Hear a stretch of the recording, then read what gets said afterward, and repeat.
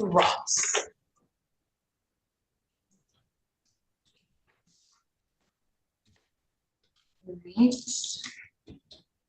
This is in the matter of the people of the state of Michigan versus Nathaniel Eugene Ross, file number 24-21794FH. I have George Lyons appearing on behalf of the defendant, and I have Isaac Sneed appearing on behalf of the people. This is a date and time set for a first pretrial in this matter. Mr. Lyons, how would you like to proceed today? Your Honor, I fully believe this matter is going to resolve. Counsel and I have not had opportunity to discuss resolution, and I'm assuming because my client lives in Jackson County, he would not be eligible for the Lenawee County Recovery Court. Yes, that's true. Too bad, because this is his first felony and this is his first drunk driving. But now, there is Mr. Jones. Isn't it possible for, don't some of the courts, like if you have one in Jackson, I thought Mr. Jones, if we have matching recovery courts in other counties, we don't switch them out, do we? I don't believe so, Judge, but I'm not really familiar. It's kind of out of my caseload. So no, Mr. Lyons, I'm sorry. I don't think he is. Obviously, he would be an excellent candidate. Your Honor, I guess I'd ask for another date and opportunity to sit down with Brother Constable. And is this going to be my prosecutor? Yes. Mr. Sneed, Mr. Sneed is your prosecutor. How far out would you like another pretrial, Mr. Lyons? Not too far, Your Honor. I think this is imminently resolvable. Okay, so I have July 3rd, Mr. Lyons. That's the day that my cast comes off my foot. Okay. How about July 17? That's perfect. I think I'll be in front of you that day anyway. All right. So I will set this over to July 17 at 8:30 a.m. And Mr. Lyons, can you prepare the stipend order to adjourn? Mr. Sneed, can he sign your name with permission? Yes, thank you, Your Honor. All right, so your bond's continued, Mr. Ross, and I'll see you back on July 17 at 8:30 in the morning. Thank you. Thanks. Mr. Sneed, I will be in contact with you. Thank you. Good morning. Yeah. All right, so let's move on. Let's see. Mr. Mawad. Hi, Judge. I have Kelsey Quinn, so let's start there.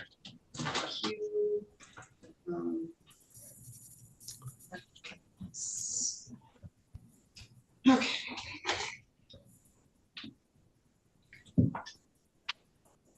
Attorney Brian Muwad says hello, Judge. You're younger, much older brother. Is that it, or you're the younger brother? No, we're all about a year apart. We're about a year apart. Brian, and then my sister and myself, my younger brother, were all a year apart. Your mother's a saint, then. Yeah. All right. Yes.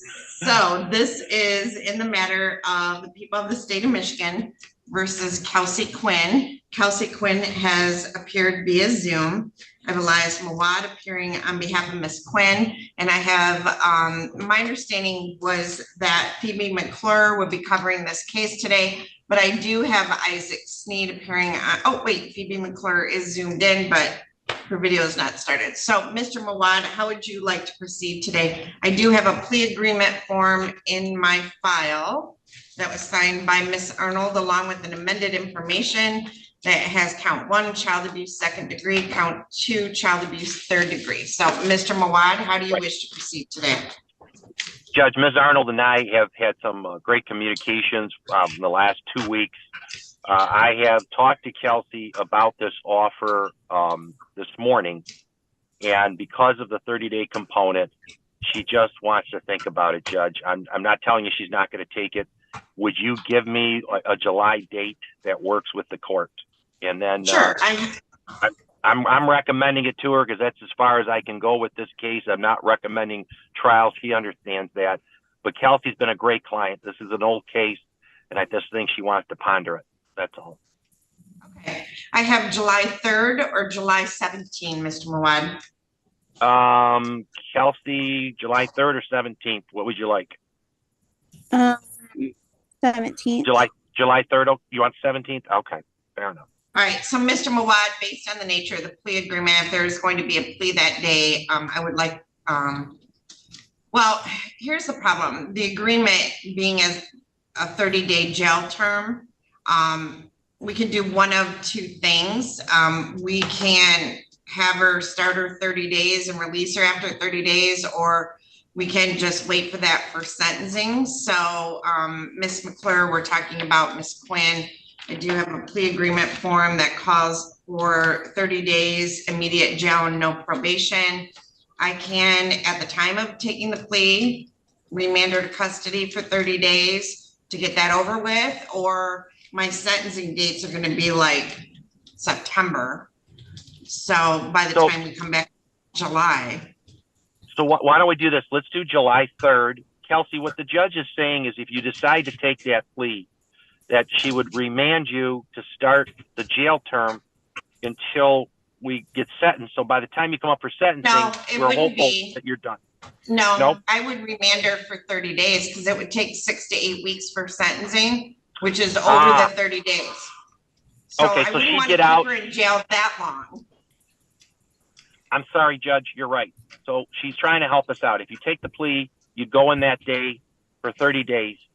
You get, so it'd be around 25 days with credit for time, for good time. And then you would get out and then we'd have a sentencing date. You get credit for the days that you've done. So are you okay with at least doing this on July 3rd to give you some time to think about it? Yeah. All right. Okay. So we'll set it for July 3rd at 8:30. And Mr. Mawad, can you prepare the stipend order? And Ms. McClure, can you sign your name with permission? Yes, that's okay. Okay. Thanks, Phoebe. And I'll let Ms. Arnold know too. So that's fine. All right. All right, Ms. Quinn, you are all set. Thank you. Thank you, Your Honor. Bye, Kelsey. All right. Then you have Nicholas Williams. I've got him as well, Mr. Mawad.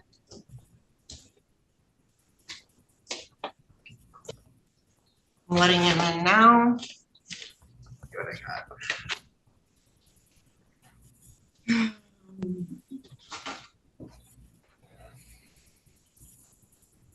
Mr. Williams, if you could start your video and unmute your device.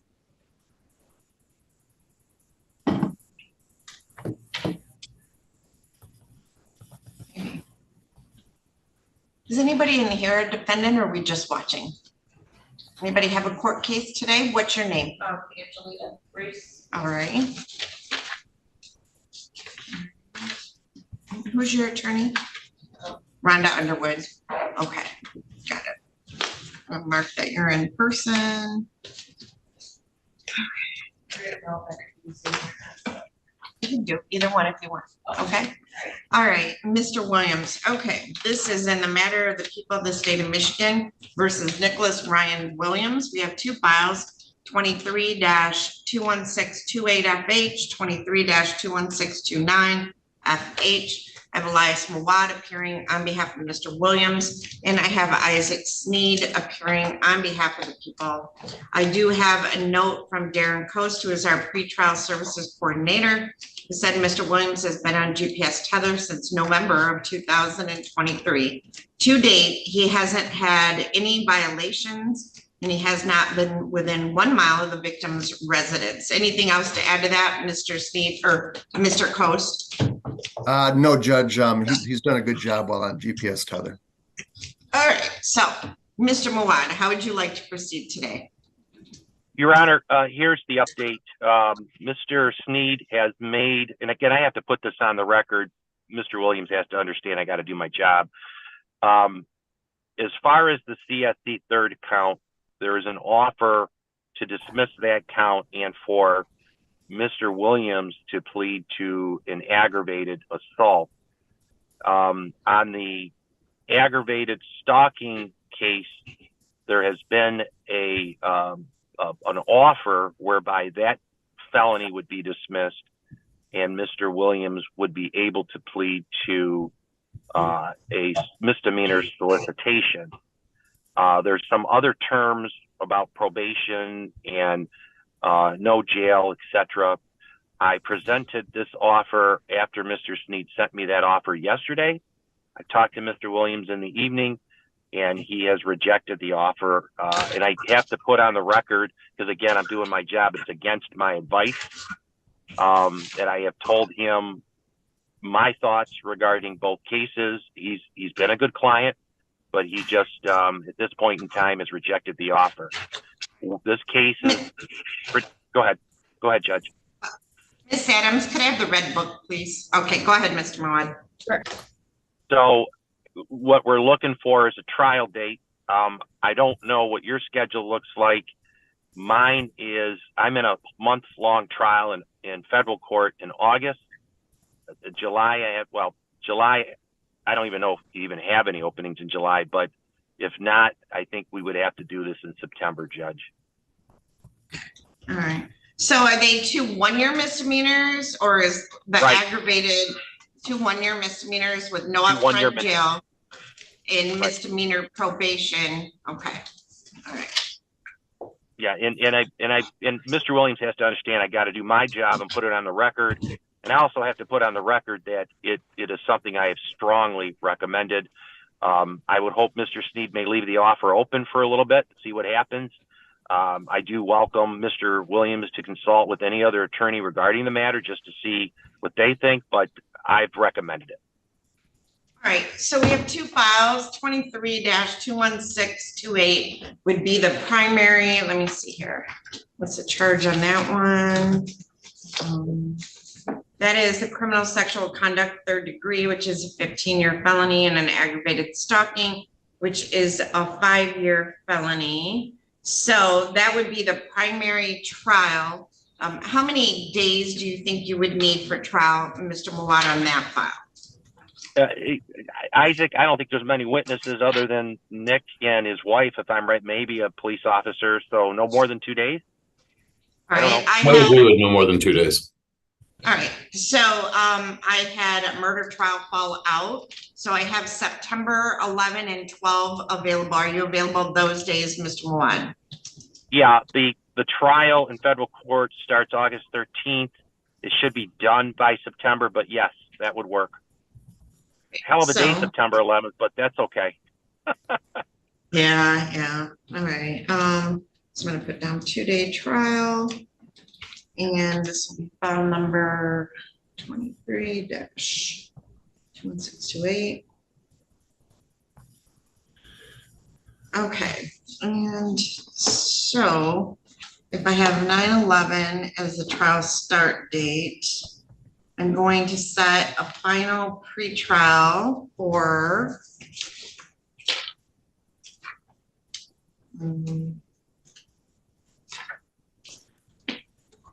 because of your federal trial, I'm actually going to set the final pretrial the week before, just because I know it'll be difficult for you to get here any sooner. So I will set a final pretrial for September 4 of 2024 at 8:30. The trial date will start on 9/11 at 10:30, but on Thursday it would start at 9.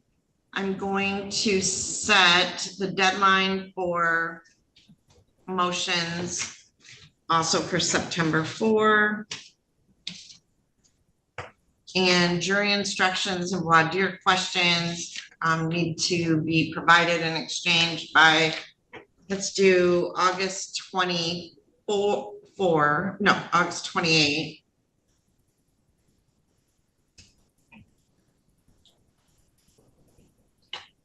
And the pretrial will be both files, obviously. Is there anything else I need to add? No, Judge, I did, and Mr. Sneed knows, I wanted to, and I think we talked about this last time, make a request that he be off of the tether. He's been on for a long time, and I know Mr. Sneed has to object to it because we talked about it, but I told you I would resurrect this request at today's hearing, and I'm happy to hear from Mr. Coast that he's done so well. on that tether. And he's been doing extremely well. And I submitted some documents to Mr. Sneed regarding his getting off of the therapist. The therapist has recommended that he's done everything he's supposed to do. He's done a good job and he's off of it. So I'm just requesting that the tether be taken off. Mr. Sneed? Your Honor, the people would oppose that request. The victim would oppose the request. I did speak with the victim this week. She indicated that though he hasn't had contact with her, she did file a police report for fraudulent use of her identity. She's alleging that the defendant used her identity to get cell phones for the minor children. She said she received a bill for $1,000 from a cell phone carrier, and it appears that the defendant was responsible for this. So he may not be going near her. He's certainly still harassing her throughout the course of this process. So we believe it's appropriate that it remain. Thank you. All right, so Mr. Mwad, in this case, I don't feel it's financial hardship for him or inhibiting his lifestyle. And I will deny your request at this time to remove the tether. And we will see you back then for a pretrial on September 4 and for trial on September 11. Thank you all. Thank you very much, Nick. I'll give you a call in a little bit. And Isaac, I'll talk to you later on, okay? Thank you very much. Thank you. Okay. My accounts are frozen. The courts have frozen all of my accounts. Okay, thank you, Mr. Williams. You're all set.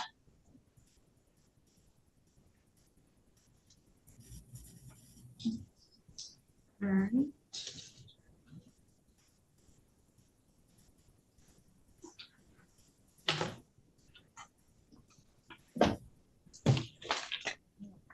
Let's see, I got Mr. Lauro.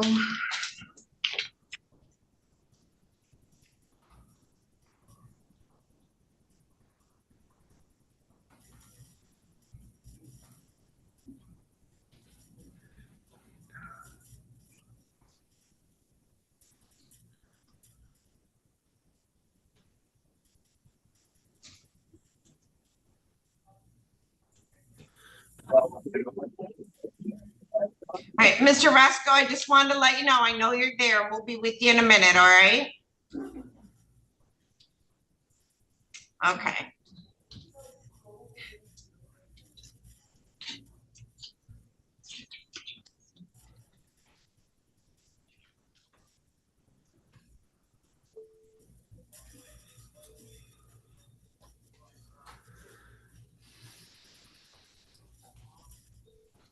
What do we kind of do? Hi, this is Judge Anselone. I am ready for Troy Jensen. We'll get it to him then. All right, thank you so much. Yep. All right, I have a gentleman on a device. It says TCL T602DL. What's your name, sir? James Derby. Mr. Derby, all right. Okay. And who is your attorney, Mr. Derby? Miss Underwood. Rhonda Underwood. Okay, so Miss Underwood is in the court next door right now, and she'll be back shortly. So I'm going to put her initials after your name, and I've changed your screen name, and I'm going to put you in the waiting room. And when she gets back, I'll have you brought back in. Okay. Okay. All right. Thank you. you. You're Miss Underwood, and let's see, Mr. Malaro. I just called for one of your clients at the jail.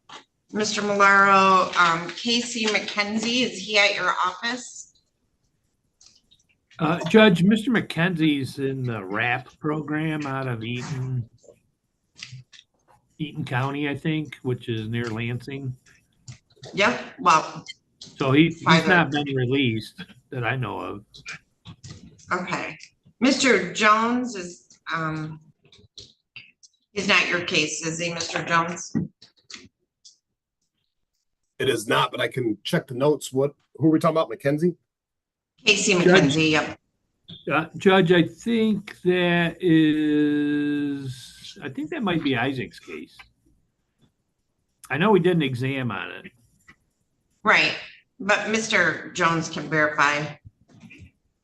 Is he on probation already, Judge? He's on probation on another file. I think it was, Oh, yeah, he is on probation. That's right.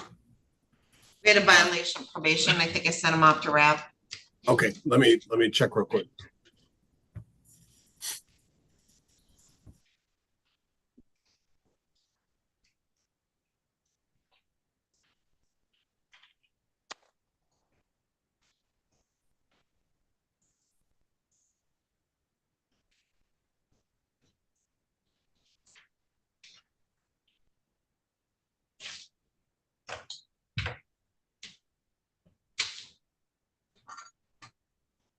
Miss Dumont, do you have Mr. Garnier with you? No, Your Honor. I think Mr. Daly's going to come in person for that. Okay. He has Michelle Harding that I'm covering for. Oh, Harding, okay. Judge, so according to our notes, he's still there. He's still what? He is still at that program.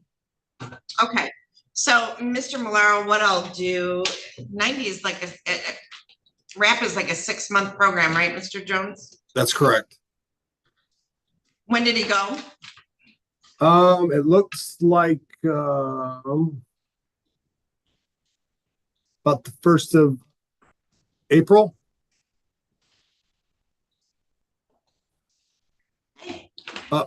No, I'm sorry. February 12th. Okay, so 1, 2, 3, 4, 5, 6. Why don't we set this over to Judge? September? Yes. Okay, yeah, that'd be fine. I was gonna say, we've ordered the transcript and it's not due till after July 11th. Right. So September would be fine. All right, so we're gonna set a pretrial for September 4 at 8:30 in the morning. And Mr. Malaro, can you do the stip in order to adjourn? And Mr. Sneed, can you sign your name with permission? I would be happy to do the stip in order, Your Honor. Thank you. All right, so that takes care of him. So Mr. Mawad, I'm looking, Mr. Malaro, waiting on the jail, and they're not connected. So I've got Michelle Harding, Ms. Dumont.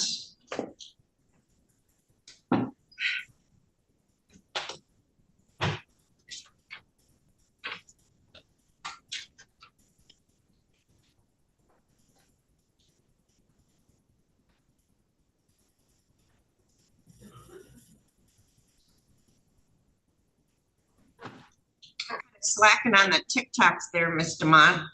I know, it's been busy. I think we expect like a weekly installation from Mr. Daly. I know. Weekly installment, I guess would be the right phrase. Yeah. Yep. We'll get one this week. Okay.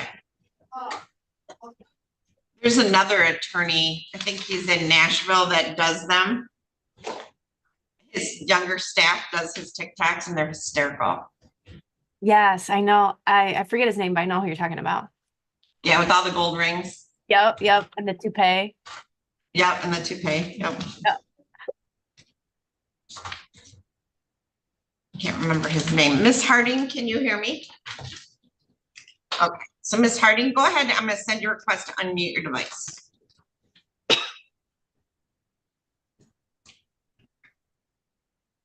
Okay, this is in the matter of the people of the state of Michigan versus Michelle Lynn Harding. We have two files, 2024-21779FH, 24-21780FH. I have Katerina Dumont appearing on behalf of Mr. Harding. Oh, wait, I do have Phoebe McClure. I'm sorry. And I have Phoebe McClure appearing on behalf of the people. This is the date and time set for a pretrial. I do see an April 26th demand for preliminary examination transcript, which is to be filed by July 12th of 2024. Ms. Dumont, are you requesting a pretrial after that date? Yes, Your Honor. We're still in the pretrial stages. We did receive an offer, but we want to do a little bit more discovery on our end. Ms. Harding is currently in sober living right now in Upper Michigan. Awesome. Well, good for you, Ms. Harding. I hope it's going well. I will set a pretrial conference for July 31 at 8:30. That'll give me ample time to get the transcript and review it. Judge, there was no preliminary exam in this case, so I'm not sure what was requested. Preliminary exam transcript. Oh, wait, I have the wrong file in my hand. So hold on, go to the right file. Okay. So I mean, I'm still I'm fine sorry, with the July date, but yeah. Yeah, well, that's my next date anyway. So, all right. So sorry about that. So we'll see you back on July 31 at 8:30 in the morning. Ms. Dumont, can you? Judge, the only thing I wanted to inquire about during this pretrial is the police agency has reached out to me that they're concerned that Ms. Harding has not given a permanent address for if and when she leaves sober living, because they did have a hard time finding her to get her to come here to be arraigned on these matters. She may not have one. So Ms. Harding, obviously we can't put it on the record, but does your attorney have an address for you after you're released from your current placement? Oh, we cannot hear you. So Ms. Harding, I'm sorry. I know you can hear us because you're responding, but we cannot hear you. So it might mean, do you want to call back in? Maybe that sometimes will fix it.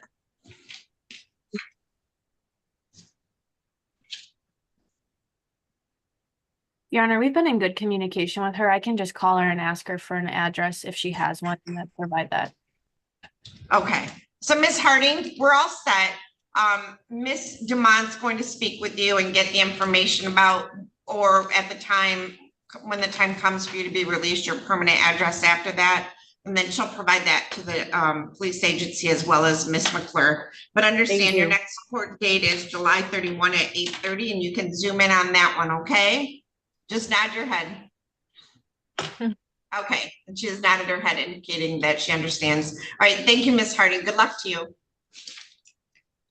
Thank you. And Ms. Dumont, you can sign that stip with my permission. Thanks for All right. Okay, Mr. Malaro, I do have Mr. Johnson. Yes, Judge. All right, sir, you are Troy Johnson, correct? Yes, ma'am. All right, this is in the matter of the people of the state of Michigan versus Troy Tavell Johnson. File numbers 2000. No, I don't think we do. I only have one file, and it is file number 23-21597FH. This is the date and time set for a pretrial conference in this matter. I have Salvatore Malaro appearing on behalf of Mr. Johnson, and I have Phoebe McClit, or I don't know, Isaac Sneed appearing on behalf of the people. So, Mr. Malaro, how would you like to proceed with Mr. Johnson today? So, Your Honor, I'm going to ask to adjourn the matter one time. The basis is that I just spoke with Mr. Sneed, and there's a plea offer I need to evaluate with my client. I did speak with my client yesterday briefly when I went to see him. And I would also ask the court to consider a modification of his bond. And what would the modification of his bond be? So, Your Honor, Mr. Johnson was out on bond and then he tested positive. There was a test, I shouldn't say he tested. There's a report that he tested positive back in November. It looks like the court ordered him to appear. He did not. He was then did not appear for a December 20th pretrial. And then he was picked up on a bench warrant back in April 1st. So he's been in custody. Any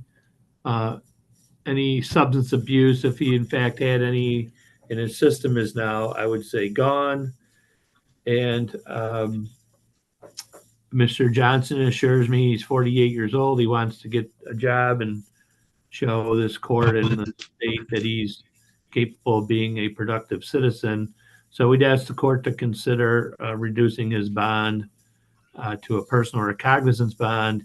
He did in the past, prior to that allegation of testing positive, he did show. It wasn't an allegation. He actually tested positive for methamphetamine and cannabinoids. And then after that, and also failed the test, so. But anyway, so go ahead, Mr. Sneed, any position on bond? Your Honor, we'd like the bond to remain in light of the fact that the defendant had absconded for many months and he is a flight risk. Thank you. Mr. Malaro, what is the plea offer in this case? So Judge, the plea was a possession with a drug sub.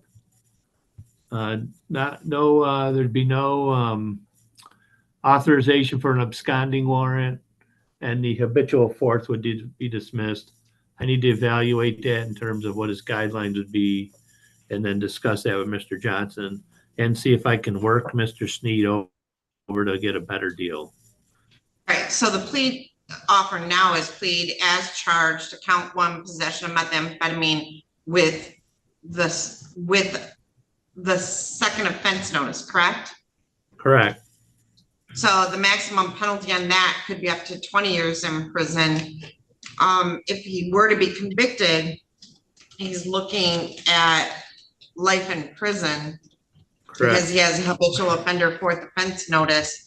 So, and he also possibly could have had absconding charges. In this case, Mr. Johnson failed to appear for court hearings, and then there's a motion affidavit mentioning that he tested positive for methamphetamines and cannabinoids November 14th of 23, and then failed to test on November 2nd. And then, as I said, as you correctly stated, then he left. We also have he tested positive for cocaine on November 29th of 23, methamphetamines, amphetamines, and cannabinoids on November 27th. So I think that Mr. Johnson is obviously in the grips of a very strong addiction. And my concern is that he would either overdose or continue to use if released and not show up for his court date. So I'm going to deny your request for bond. Obviously, you can file a formal motion if you would like. I'm going to set this, though, for pretrial fairly quickly, as quickly as I can. So I'm going to set it for June 26th at 8:15 in the morning. Mr. Malaro, obviously, you're aware that if your client decides to avail himself of the plea bargain, I will make sure we get him in right away to get the process moving on that. All right? Yes, Judge. Thank you. All right. You're all set, Mr. Johnson. Thank you. Thank you.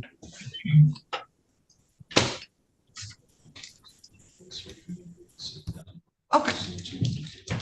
All right. So let's see. Who else do we have? Still waiting on Miss Underwood. So just bear with us.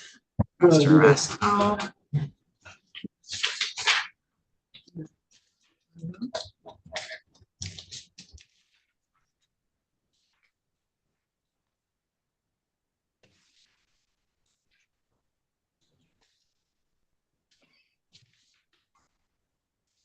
So, Mr. Malaro, do you show you have anything else in front of me? I don't show anything on my schedule, Judge, but you never know. I don't either.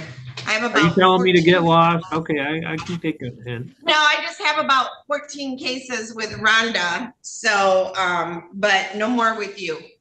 All right, I can take the hint. Thank you, Judge. Have a good day. You too. Thank you.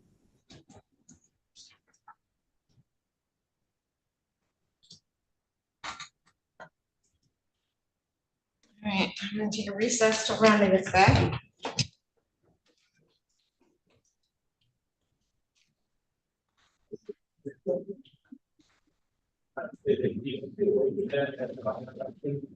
Here's the line.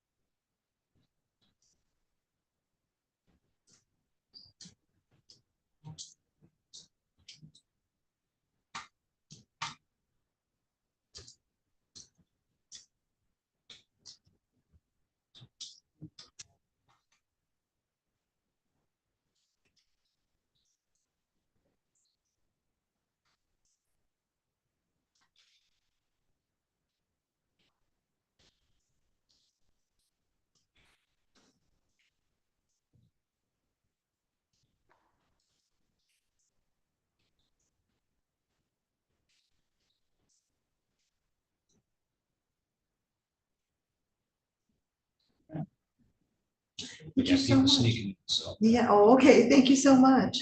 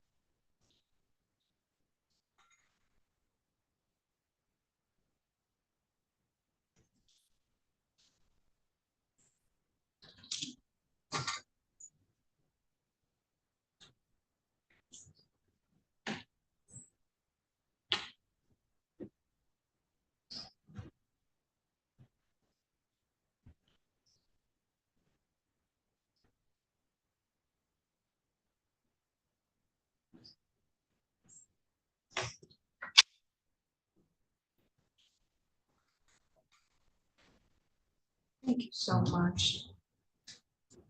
Thank you very, very much.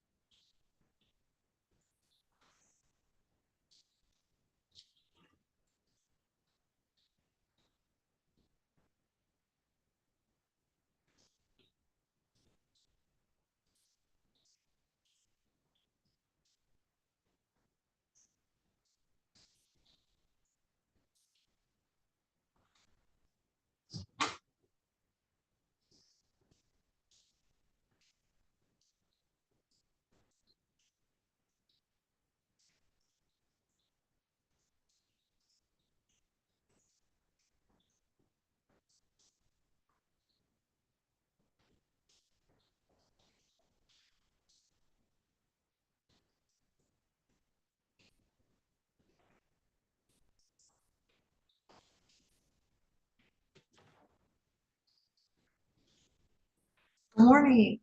How are you? Good.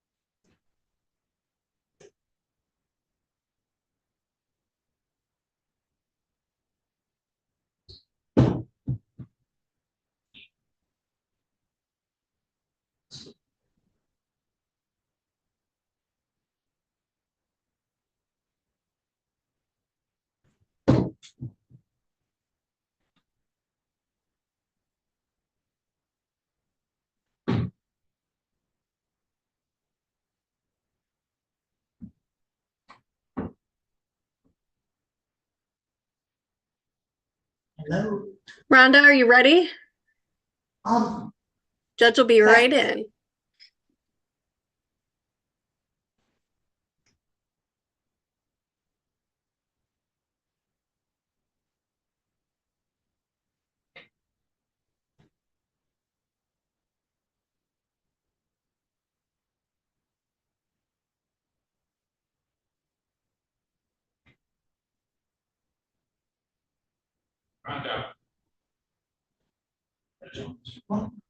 I'm trying to get my thing from your back. Yeah.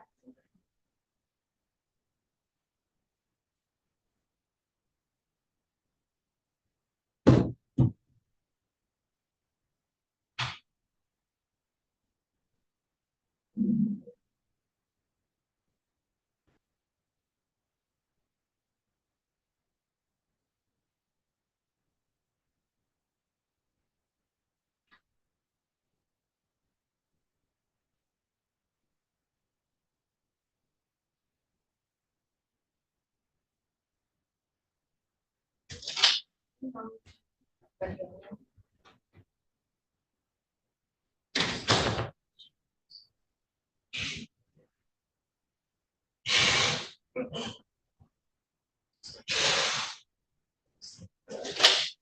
rise.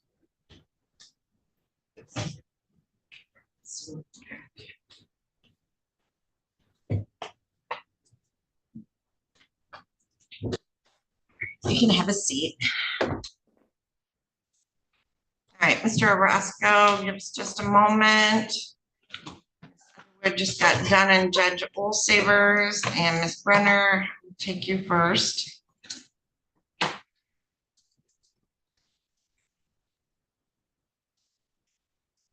I have Mr. Brown, Judge. He's going to be a plea, I believe.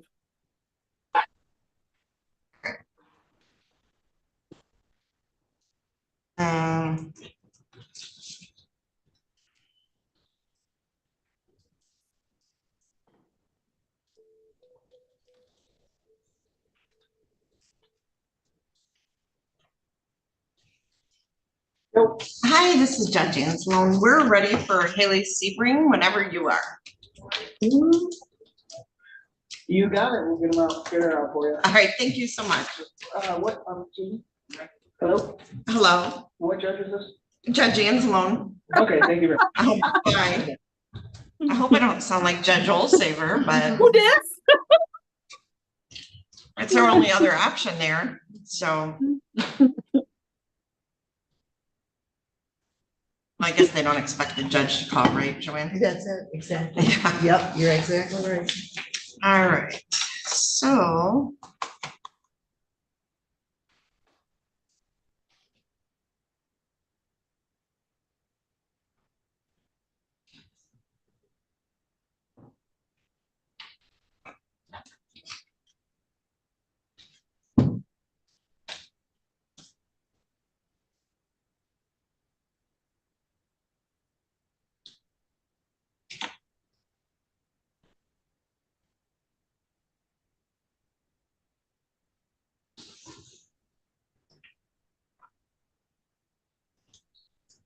Did you end up going to C6, Judge? I did, and it was amazing. The first time I saw it was in Chicago.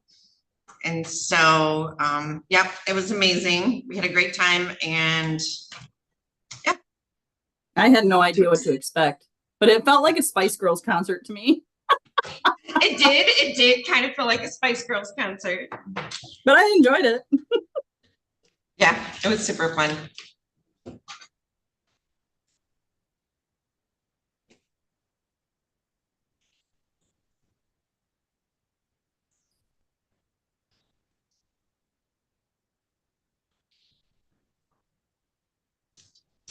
Becky, Mr. Lyons emailed to me the stip in order to adjourn, so I'm gonna print that off for you to send across the hall.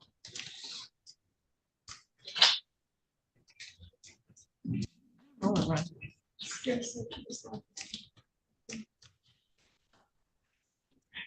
right, so Rhonda Underwood has one more case she's finishing up in front of Judge Olsaver, so she just had to log on there and then she'll be here. Unfortunately, all my cases were Rhonda today, so I'm sorry.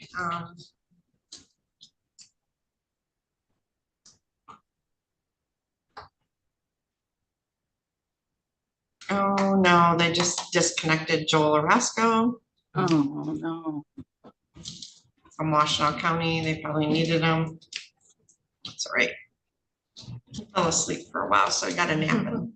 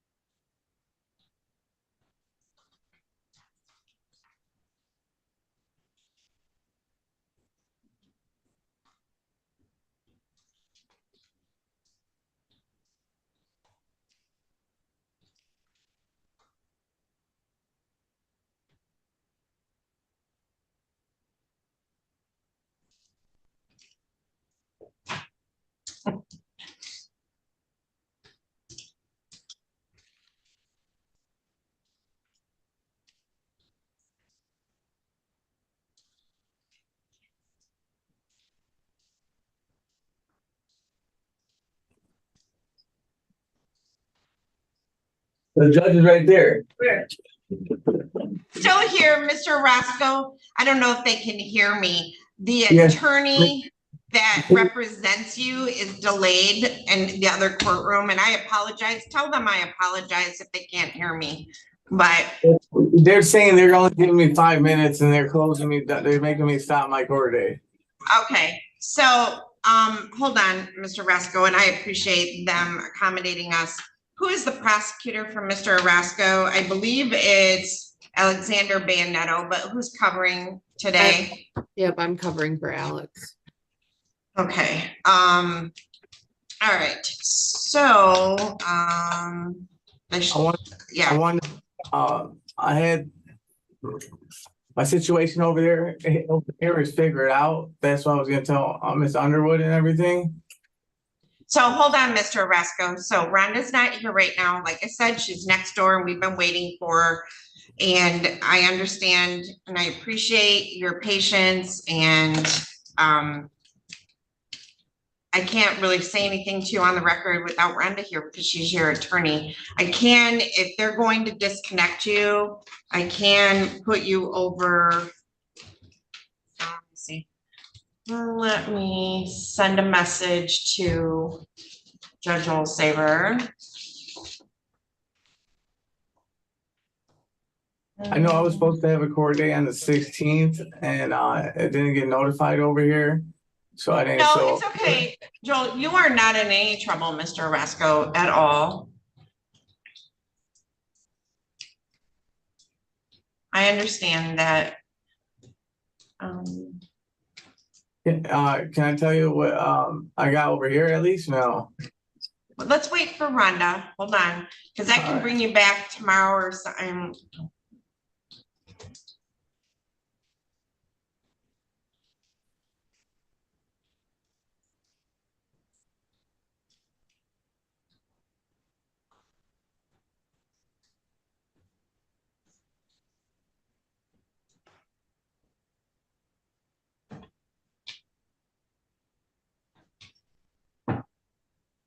Let me go see what she's doing in Judge Olsaver's court.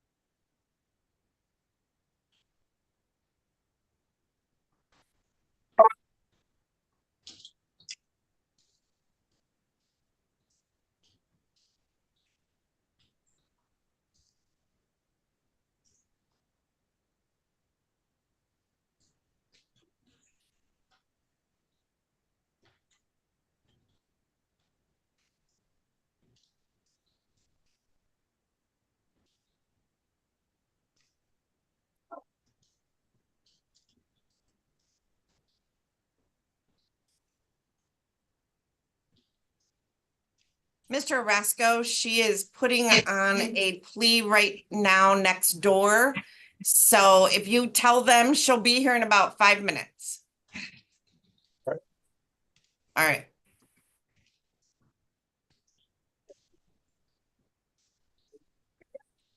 No, she said to tell you she's sorry for inconvenience. She went to go get my lawyer. My lawyer's coming over. She'll be here in less than 5 minutes.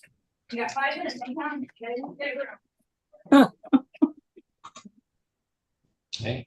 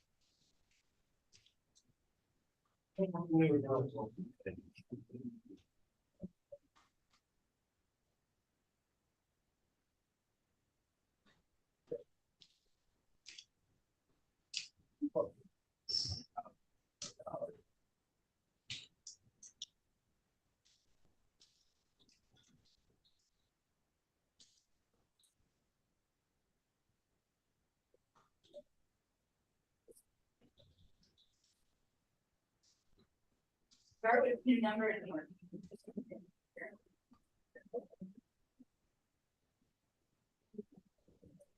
Well, have I.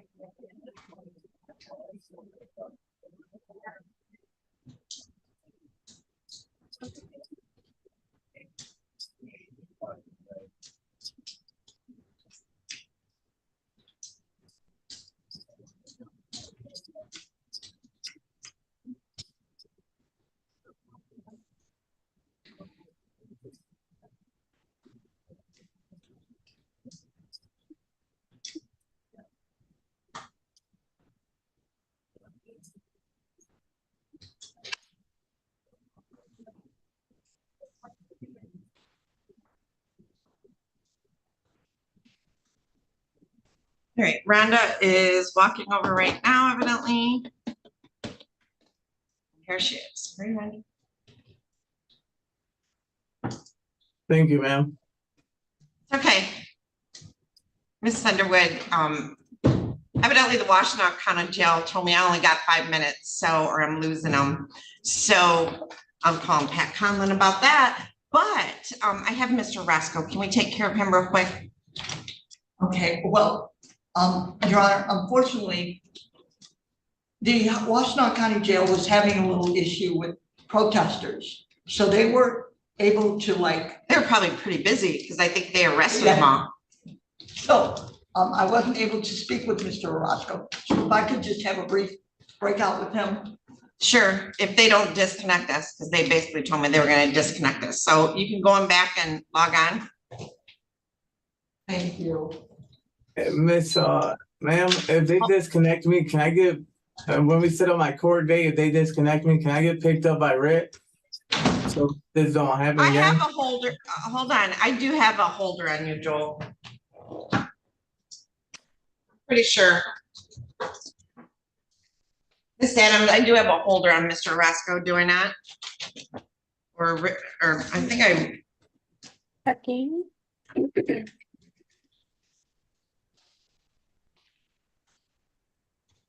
Yes, Judge. So, Mr. Orosco, if they were to release you, they'll bring you right back to us, all right? Because I wanted you to get credit for what you're serving in Washtenaw.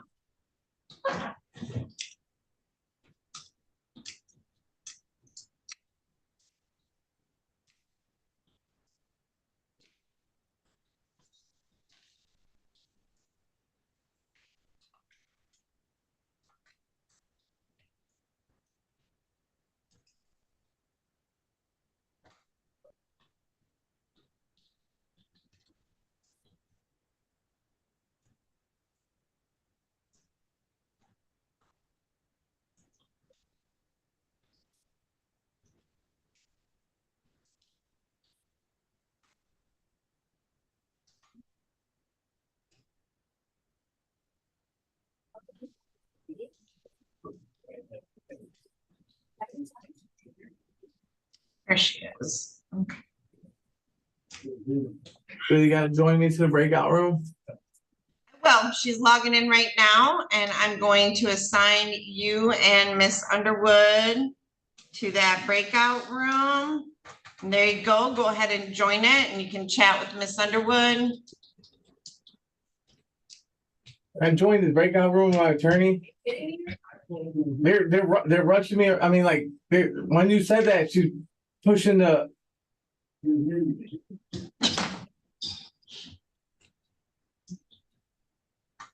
They're trying to hurry up since you guys said that. That's why. He needs to join a breakout room to talk to his attorney.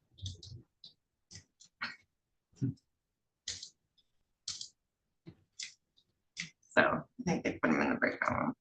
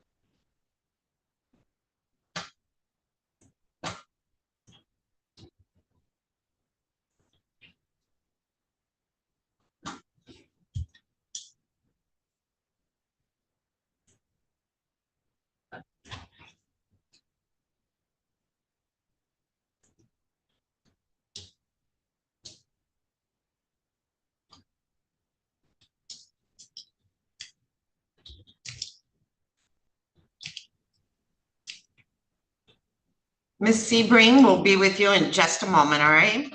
Okay, Your Honor.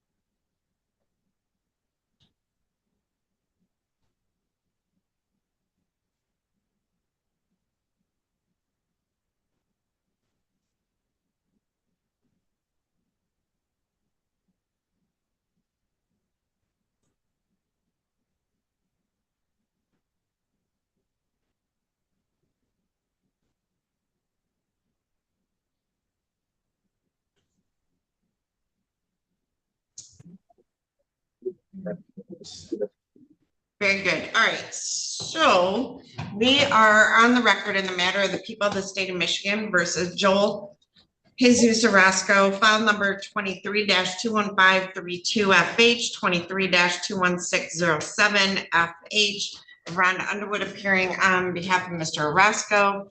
And I have Phoebe McClure appearing on behalf of the people.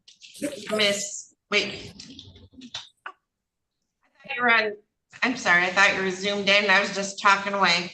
So, Ms. Underwood, I know that we had a bench conference not too long ago with Mr. Bandetto, who I believe is the assigned prosecutor on this file.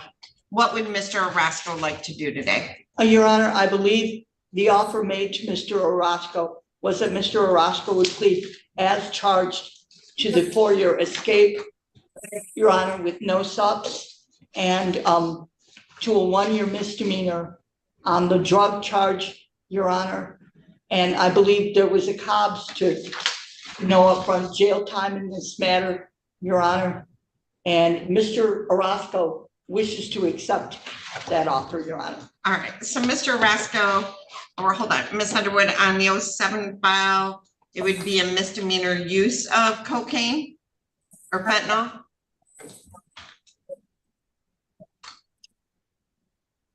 Yeah, be usage of fentanyl. Thank you. Ms. McClure, I know No, that Judge, there was a the conversation offer about is, use. the offer is still possession. The offer was That's not the conversation we had at our bench conference because I believe the prosecutor said he's not willing to reduce the file 532, but he was willing to reduce this one to a misdemeanor because I was there. You weren't. I understand that. I'm sorry. Is there Yeah, a I'm way just to going off text? of the notes he gave me yesterday, so. Yeah, so it was Mr. Bayonetto, right? Correct, Yes. he gave me the notes yesterday that it was a And Ms. possession. Underwood, when we were at the bench conference, I think he did say he was willing to reduce that one to a misdemeanor. Is there a way to reach out to him real quick? I think he's in an appointment with his wife right now, so I don't think so. Yeah, Your Honor, he's in, a ultrasound. Oh, So okay. Well, if the court would like to put this over a week, I hate to ask, but. I mean, in addition to what he told me yesterday, the note was updated in the file and it still says possession, so no, I was there though, so I'm pretty sure I remember that. So, all right, Mr. Orosco, I'm going to, when are you out in Washtenaw? I got PR bond to rehab if I can get my whole lift over there. If not, I got released on the 6th to probation. All right, so they Judge, are. Mr. Bayonetto just walked into my office. So he's here. Okay, so Mr. Bayonetto, I apologize. I know that we had a bench conference with Miss Underwood last week. Last week? Yeah. And my understanding is we had a conversation and Miss Underwood was of course trying to beat you down and you were successfully rallying against her. And I know that you said on the file where he walked out of the sheriff's department, you weren't willing to reduce that plea. But on the drug case, I thought you said you would be willing to reduce that to a misdemeanor possession. No, Your Honor, it was, I had said as charged to the possession, and I talked to Isaac about dismissing the resisting and opposing. Okay. Ms. Underwood, I thought that I thought I remembered that conversation differently, but what do you want to do with I Mr. do Orosco too. today? Mr. Orosco, this is a 4-year felony in addition to the other 4-year felony. It's purely up to you. So, What you Mr. wish- Orosco, what they're saying is that the offer is plead to the 4-year possession, plead to the 4-year escape from the jail, or well, the sheriff's department, and no upfront jail. And I could release you today to rehab. Yes, so I would go take. Yes, I would take the copy agreement to no upfront jail if it's a copy agreement. I would take it. Like, I got a baby on the way, my first child, and I'm trying to take responsibility and everything. I just don't want to screw myself later on. That's why, like, if we can guarantee no upfront jail. Well, yeah, I can guarantee that, but because I won't give you any upfront jail, as long as you show up and you do what you're supposed to be doing. But Mr. Orosco, and I would be willing to give you a PR bond today so that you could head to the rehab program they've offered you in Washtenaw County. But Mr. Orosco, if you abscond again, if you don't show up, you don't comply, if you drop dirty, then I can give you jail. You understand that? Yes, ma'am. Mr. Coast, you wanted to weigh in? Judge, he was in our jail before and we agreed to let him go to Dawn Farms. Then back in January 26th, it looks like he left to get staff advice as he was continuing to use marijuana. Yep, I remember that. I continued. I finished the program. I went to transitional, and transitional said I didn't make it back in time one night, and he said the only way he can hold my Mr. bag. Orosco, I guess what we're trying to say to you is this will be your second go around at rehab. And if you leave, you could be looking, I mean, I know it's through Washtenaw County, that program that you're going to. But if you don't, one of your bond conditions would be that you are to enter and complete that program. So if you walk away, that upfront jail thing goes out the window and I can give you jail. You understand that? Yes, ma'am. I'm sorry for Well, it's okay, but do you understand that? Yes. Yes, ma'am. Mr. Orosco, I'm a little concerned because if you don't get your life in order right now, you are not going to be a part of that baby's life. You know that? Yes, ma'am. I do understand. That's why I said it. Right. So I'm you want to sorry, raise your because right? No, don't apologize to me. All right. It's you. Okay. Raise your right hand. Do you solemnly swear or affirm to tell the truth, the whole truth, and nothing but the truth? Yes, ma'am. Now, Mr. Orosco, the plea offer is a little bit different than what we thought. So the plea offer is filed on file number 23-21607FH. Is plead to count 1, possession of fentanyl. That carries a maximum penalty of up to 4 years in prison and up to a $25,000 fine. That is a G grid, so it's a low grid offense. And then on file number 23-21532FH, it would be to plead guilty to count 1, escape from felony jail sentence, which carries a maximum penalty of up to 4 years in prison and or a $5,000 fine. It could stack, but I'm not going to stack it. And your habitual offender, like 4th offense, but I think you have like 9, would be dismissed. So there would be no upfront jail as long as you comply with your bond conditions. You understand that? Yes, ma'am.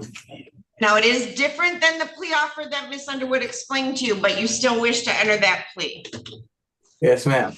All right, so Mr. Orosco, are you satisfied with Ms. Underwood as your attorney and the advice that she has given you? Yes, ma'am. Neither the prosecutor, the defendant, nor anyone on the defendant's behalf has discussed any other possible sentence with the court. Is that correct, Ms. Underwood? Yes, Your Honor. Mr. Bayonetto? Yes, Your Honor. And as far as you are aware, Mr. Orosco? Yes, ma'am. All right, if a guilty plea is accepted, there will be no trial. This means that you will be giving up rights you would have had at trial. I'm going to explain those rights to you now to make sure that you understand them. You have a right to a speedy public trial by jury. You may ask for a non-jury trial, and if the prosecutor and court agree, you can have a non-jury trial. You have the right to be presumed innocent until proven guilty beyond a reasonable doubt. You have the right to have the prosecuting attorney prove beyond a reasonable doubt that you are guilty and you do not have to prove anything. You have the right to be present at trial and have witnesses against you appear at your trial and to ask those witnesses questions. You have the right to have the court order any witnesses you have for your defense to appear at the trial. You have the right to remain silent during your trial, not to have your silence used against you. However, you also have the right to testify at your trial if you want to testify. You understand that if your plea is accepted, you may be giving up the right to appeal issues that would otherwise be appealable if you were convicted at trial. Do you understand that? Yes, ma'am. Do you understand that any appeal from the conviction and sentence pursuant to the plea will be by application for leave to appeal and not by right? Do you understand that? Yes, ma'am. If you are not a citizen of the United States of America, a conviction of a crime may result in deportation, exclusion from admission to the United States of America, or denial of naturalization. Do you understand that? Yes, ma'am. Do you have any questions about the rights that I've given to you, Mr. Orosco? No, ma'am, I don't. All right, so on file number 23-21607FH, how do you plead to the charge that on or about August 6th of 2023 in the city of Adrian in the county of Lenawee that you did commit the offense of controlled substances, possession of heroin fentanyl less than 25 grams? Guilty or not guilty? Guilty. And on file number 23-21532FH, how do you plead to the charge that on or about August 14 of 23 in the city of Adrian in the county of Lenawee that you did commit the offense of escape from a felony jail sentence? Guilty or not guilty? Guilty. All right. Has anyone made any threats or promises to you to induce you to plead guilty to these charges? No, ma'am. Do you understand that if I accept this plea, you will be giving up any and all claims that your plea is given as a result of promises or threats that were not disclosed to the court on the record during this hearing, or that it was not your own choice to enter the plea? Do you understand that? Yes, ma'am. Is the prosecutor or defense counsel aware of any promises, threats, or inducements other than the plea bargain to induce the defendant to plead guilty? Ms. Underwood? Certainly not. Mr. Bayonetto? No, Your Honor.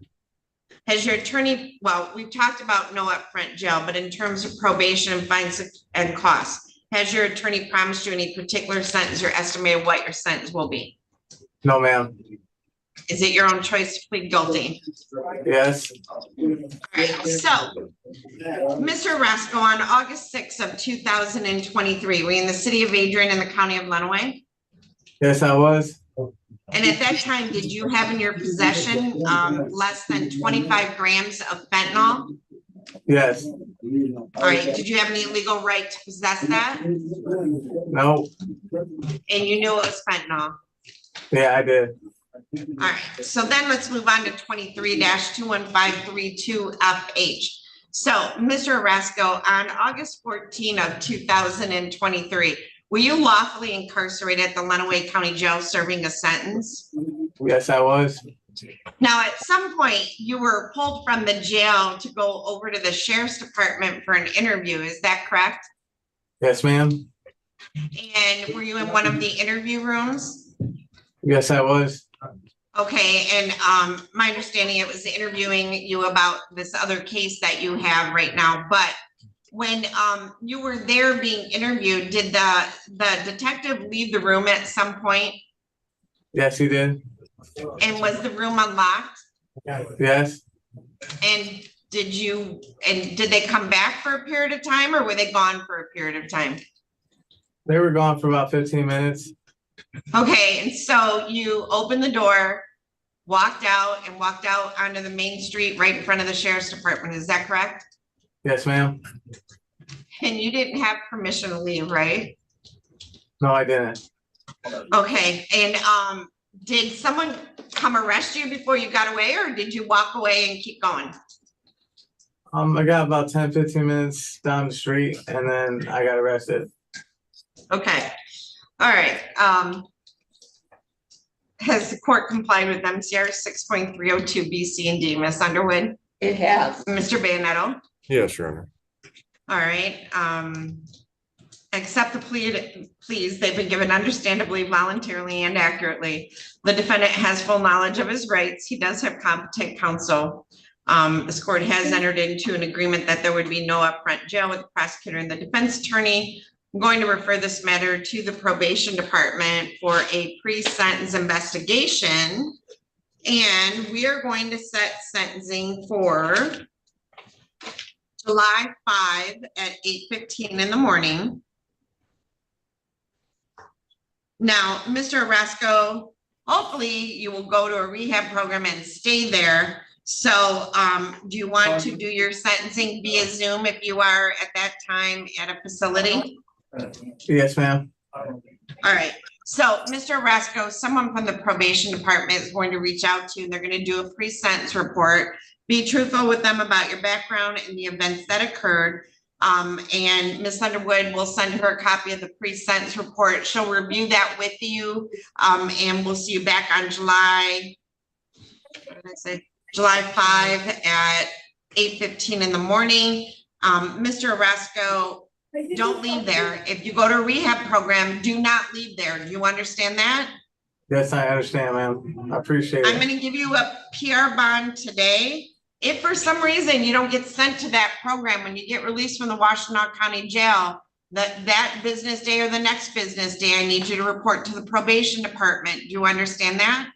Yes, ma'am.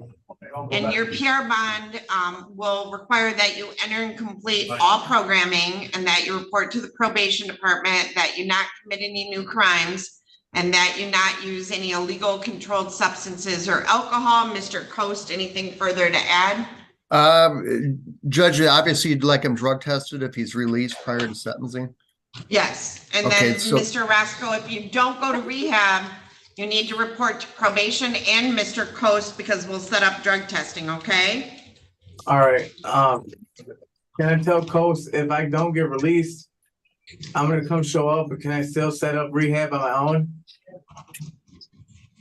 So that's fine, but if you're out, you need to get a hold of me so we could set up the drug testing, and then once we figure out the rehab, then we could go from there. All right, thank you. All right, so Mr. Orosco, thank you and good luck, okay? Thank you, ma'am. All right, Have a thank good you. one. Miss- Thank you, Ms. You Underwood. too. Tell them I said thank you. All right, so I have Miss Brenner and behind you, or I have Brandon Brown in my waiting room, and Miss Brenner has been here. I know you got. I know. I know. So let me bring Mr. Brown in. So Miss Brenner can go on her way. Thanks, Judge. And Rhonda and I already discussed this one, so I think we're good to go, right, Rhonda? All right. Well, I was unable to discuss it with him. Okay, you want me to put the offer on the record then? Yeah. Hold on. Okay. I don't think he's connected to audio. Hold on. There he is. Mr. Brown, can you hear me? Yes, Your Honor. All right. This is in the matter of the people of the state of Michigan versus Brandon Allen Brown, file number 2024-21679FH. I have Rhonda Underwood appearing on behalf of Mr. Brown, and I have Sarah Brenner appearing on behalf of the Attorney General's office. Mr. Brown, Ms. Brenner, thank you for your patience this morning.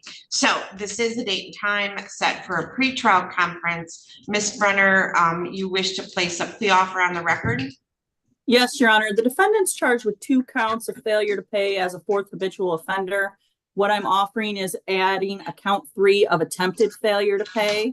He would plead to attempted failure to pay. I would dismiss the habitual enhancement and counts 1 and 2. And we would ask the court to place him on a delay of sentence for 11 months, where he would continue to pay his obligation as ordered. And if he's able to pay his balance off in full, then I would reduce the charge to a misdemeanor disorderly person. He has his arrearages down to just over $4,700 at this point. So he's been doing very well. Mr. Brown, I would like to commend you. You know, people like you always show that it is possible to take care of these issues. So, Mr. Brown, the plea offer is that she will add a count 3, attempted failure to pay child support. She would dismiss count 1 and 2, which are 4-year felonies. That attempted is a 2-year felony. And then I would delay sentencing for 11 months, and Mr. Coast would monitor you those 11 months. And that would give you 11 months to make your monthly payment, if there is one, and then also pay off the arrearage, which I think you actually could do in that 11 months. Do you understand the plea offer? Yes, I just have one question. Would I have Sure. to be on would I have to be on like a probation, or do I just check in with them? So it's not a probation, because I won't sentence you for 11 months, but Okay. I would bring you back for you would have to, we would come back in 11 months. And if you haven't done what you're supposed to do, I'll order the pre-sentence report from MDOC. I don't want to order it right away, but for 11 months, Mr. Coast will just monitor your child support payments. And if you don't make your child support payments, we'll bring you in sooner. Okay, that's fine with me. That sounds, I appreciate that.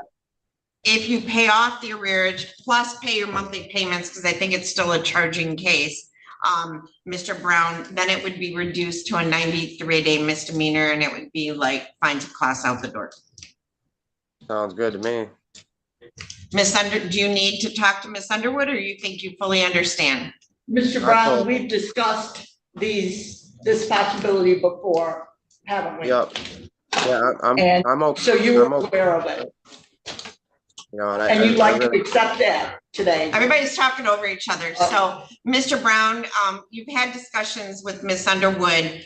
Do you want to enter the plea today, or do you need a moment to speak with her? No, I'll enter the plea. All right, Miss Adams, I'm looking at April. Okay.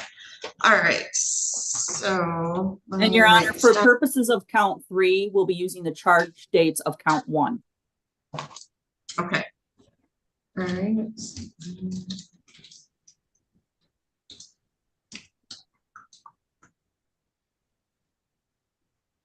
All right, so Mr. Brown, want to raise your right hand for me? Do you solemnly swear or affirm to tell the truth, the whole truth, and nothing but the truth? I do. All right, so Mr. Brown, you've heard the statement of your attorney and the prosecuting attorney. Is it your intention today to plead guilty to an added count 3, attempted child support failing to pay, which carries a maximum penalty of up to 2 years in prison and or a $2,000 fine along with restitution in the balance of your arrearage. Count 1 and 2 would be dismissed, as well as your habitual offender fourth offense notice. So is it your intention then to plead guilty to that count 3, sir? Yes, Your Honor. Are you satisfied with Ms. Underwood as your attorney and the advice that she has given you? Most definitely. Okay, so Mr. Brown, obviously if you pay off the balance, you would be out the door with fines and costs, and we'd be, very, very pleased. But if you don't pay off the balance, you would be sentenced and placed on probation. So neither the prosecutor, the defendant, nor anyone on your behalf has discussed a possible sentence with the court as far as you're aware. Is that correct, Mr. Brown? Yes, Your Honor. Is that correct, Ms. Underwood? It is, Your Honor. Is that correct, Ms. Brenner? Yes, Your Honor. All right, so Mr. Brown, if a guilty plea is accepted, there will be no trial. This means that you will be giving up rights you would have had at trial. I'm going to explain those rights to you now to make sure that you understand them. You have a right to a speedy public trial by jury. You may ask for a non-jury trial, and if the prosecutor and court agree, you can have a non-jury trial. You have the right to be presumed innocent until proven guilty beyond a reasonable doubt. You have the right to have the prosecuting attorney prove beyond a reasonable doubt that you are guilty, and you do not have to prove anything. You have the right to be present at trial and have witnesses against you appear at your trial and to ask those witnesses questions. You have the right to have the court order any witnesses you have for your defense to appear at the trial. You have the right to remain silent during your trial, not to have your silence used against you. However, you also have the right to testify at your trial if you want to testify. Do you understand that if your plea is accepted, you may be giving up the right to appeal issues that would otherwise be appealable if you were convicted at trial? Do you understand that, sir? Yes, Your Honor. Do you understand that any appeal from the conviction and sentence pursuant to the plea will be by application for leave to appeal and not by right? Do you understand that? Yes, I do. If you are not a citizen of the United States of America, a conviction of a crime may result in deportation, exclusion from admission to the United States of America, or a denial of naturalization. Do you have any questions about the rights that I've given to you, Mr. Brown? No, I do not.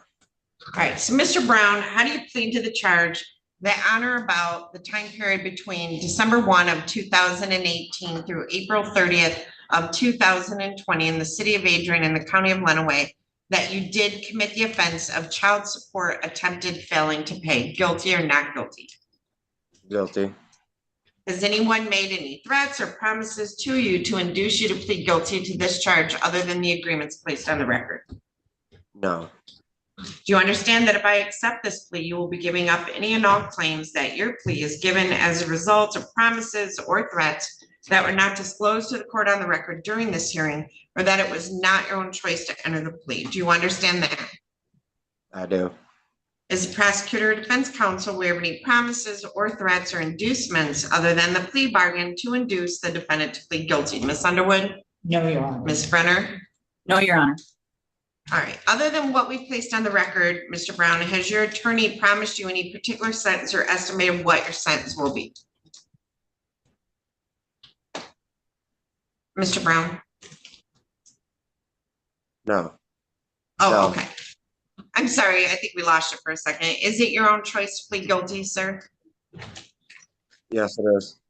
All right, so Mr. Brown, from the time period of December 1 of 2018 through April 30th of 2020, you had a child support case that was being monitored by the Lenawee County Friend of the Court. Is that correct?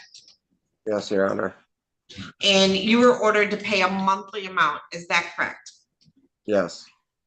And during that time period, did you pay that full monthly amount every single month? No. All right.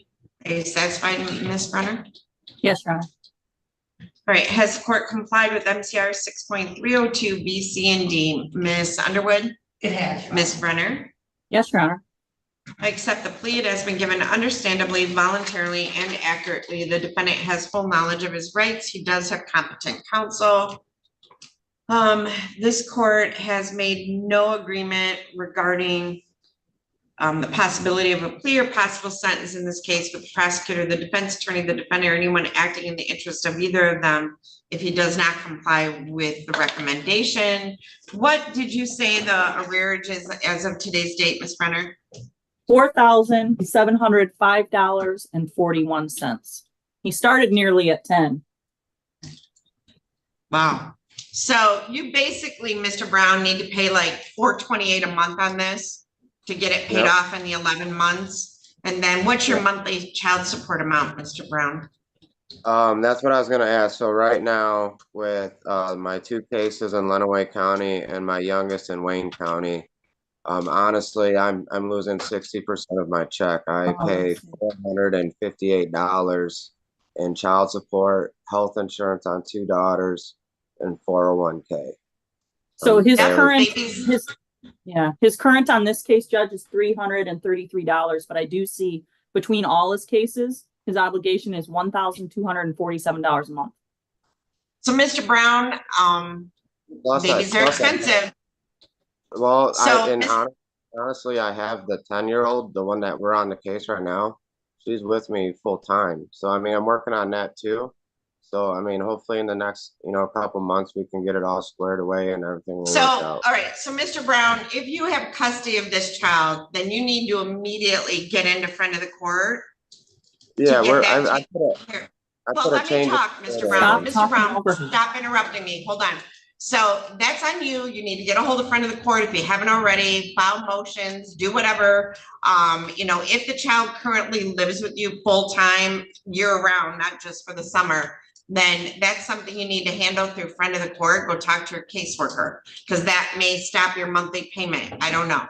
But Mr. Brown, I wouldn't waste any time on that, but I would probably very quietly go get a second job so that you can meet all your payments and hopefully, like I have, you've done a great job and just keep up the hard work. So I'm going to, let me see. I'm going to refer this matter to, I'm not going to refer the matter yet to the probation department. I'm going to set this matter for basically a review on April 17th of 25 at 8:15 in the morning. Your Honor, will that give us enough time to have the PSI prepared within the 1 year time period? So what I'm doing, Ms. Brenner, what I'm going to do is I'm going to set it for that sentencing review on April 17th of 25 at 8:15 in the morning. At any time, Mr. Coast, if he's not making his payment, Mr. Coast will notify us and we'll move that date up. But if he's making all his payments and he pays it off, I'm not going to order a PSI. We'll just sentence him that day on the misdemeanor. But if he hasn't been making his payments, we'll bring him in sooner and order the PSI. I'm just not going to order an MDOC PSI if I don't need to. That makes sense, Judge. What I do in other counties is I'll set a review date for 10 months out so that we can then set the sentencing and give probation the time to get in under that 1 year time period. So that's what I sometimes do in other counties. So I can do that. I can do, why don't we set a review date for February? I can do that. Let's see here. February. I don't think Becky, I'm off, Miss Adams. How about we do, let's do Valentine's Day, February 14. We'll do a review February 14 of 2025. So as long as you're on track that day, Mr. Brown, we'll be in good shape. All right.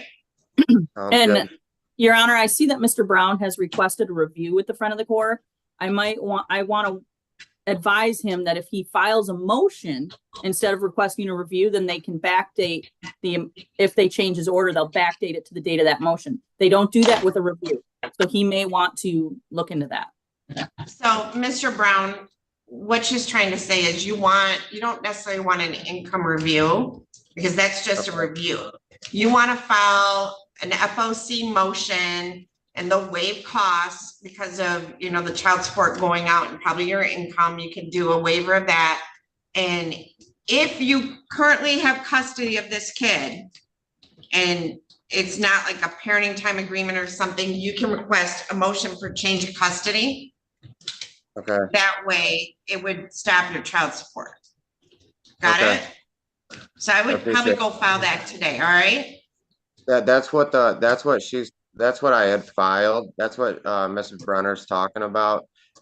Miss Kneisel had me file that, and I'm waiting on the packet to get here, and then I'll file that, and then I'll You don't come want into to do court that. You don't want to do that, Mr. Brown, is what I'm telling you. to file the motion. You want to file A a motion for, you want to file a motion for a friend of the court referee hearing for change of custody. All right? Yep. Okay. Thank All you. right, so do that. Go get a motion for a friend of the court hearing and do a motion for change of custody, all right? All right, thank you. Judge, can I get a quick breakout room with Brandon, just so I could get some general information from him? So Mr. Brown, I'm not ordering the PSI right now, but I am gonna put you in a breakout room with Mr. Coast.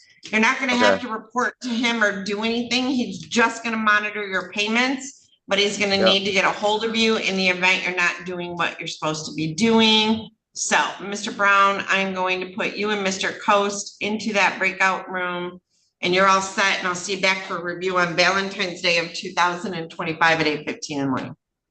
Thank you, Your Honor. All right, thanks, Ms. Brenner. Okay, so Ms. Sebrings is sentencing, so Ms. Sebring, give us just a moment. I have Ms. Ruiz.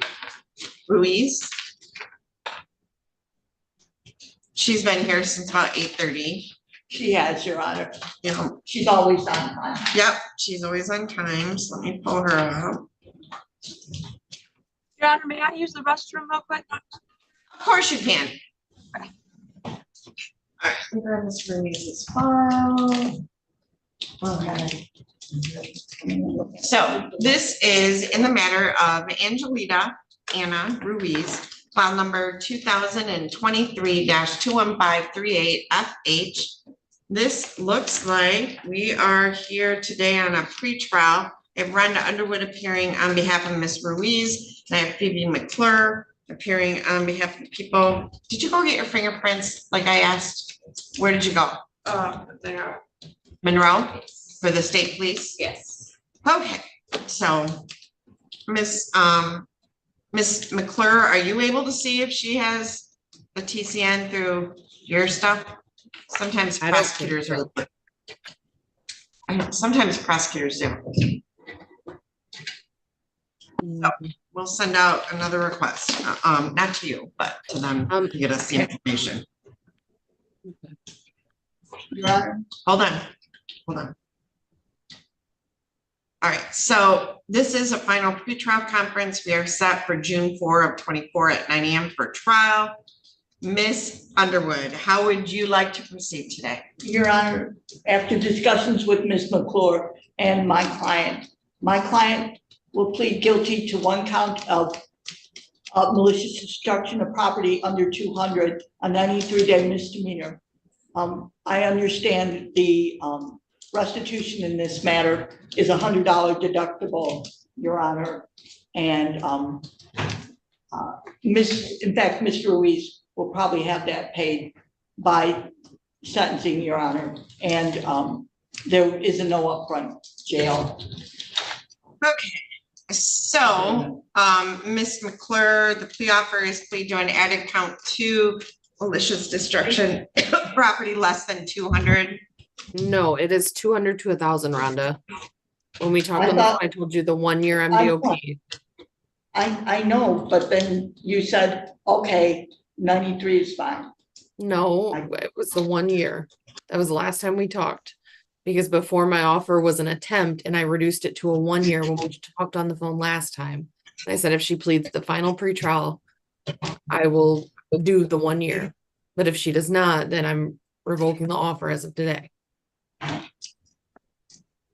the $100 restitution is correct. And I never heard back from you, so I did not do an amended information, but I can do that. Hold on 1 second, Ms. McClure.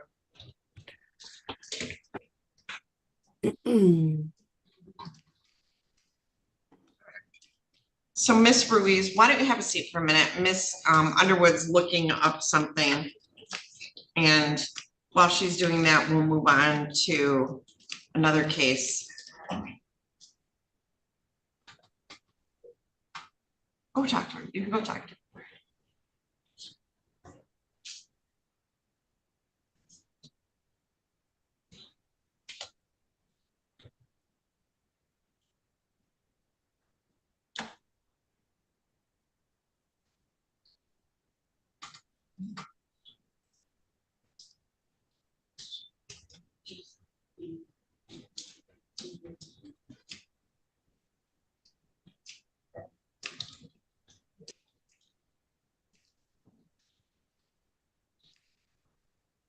Your Honor, she will take that plea. Okay.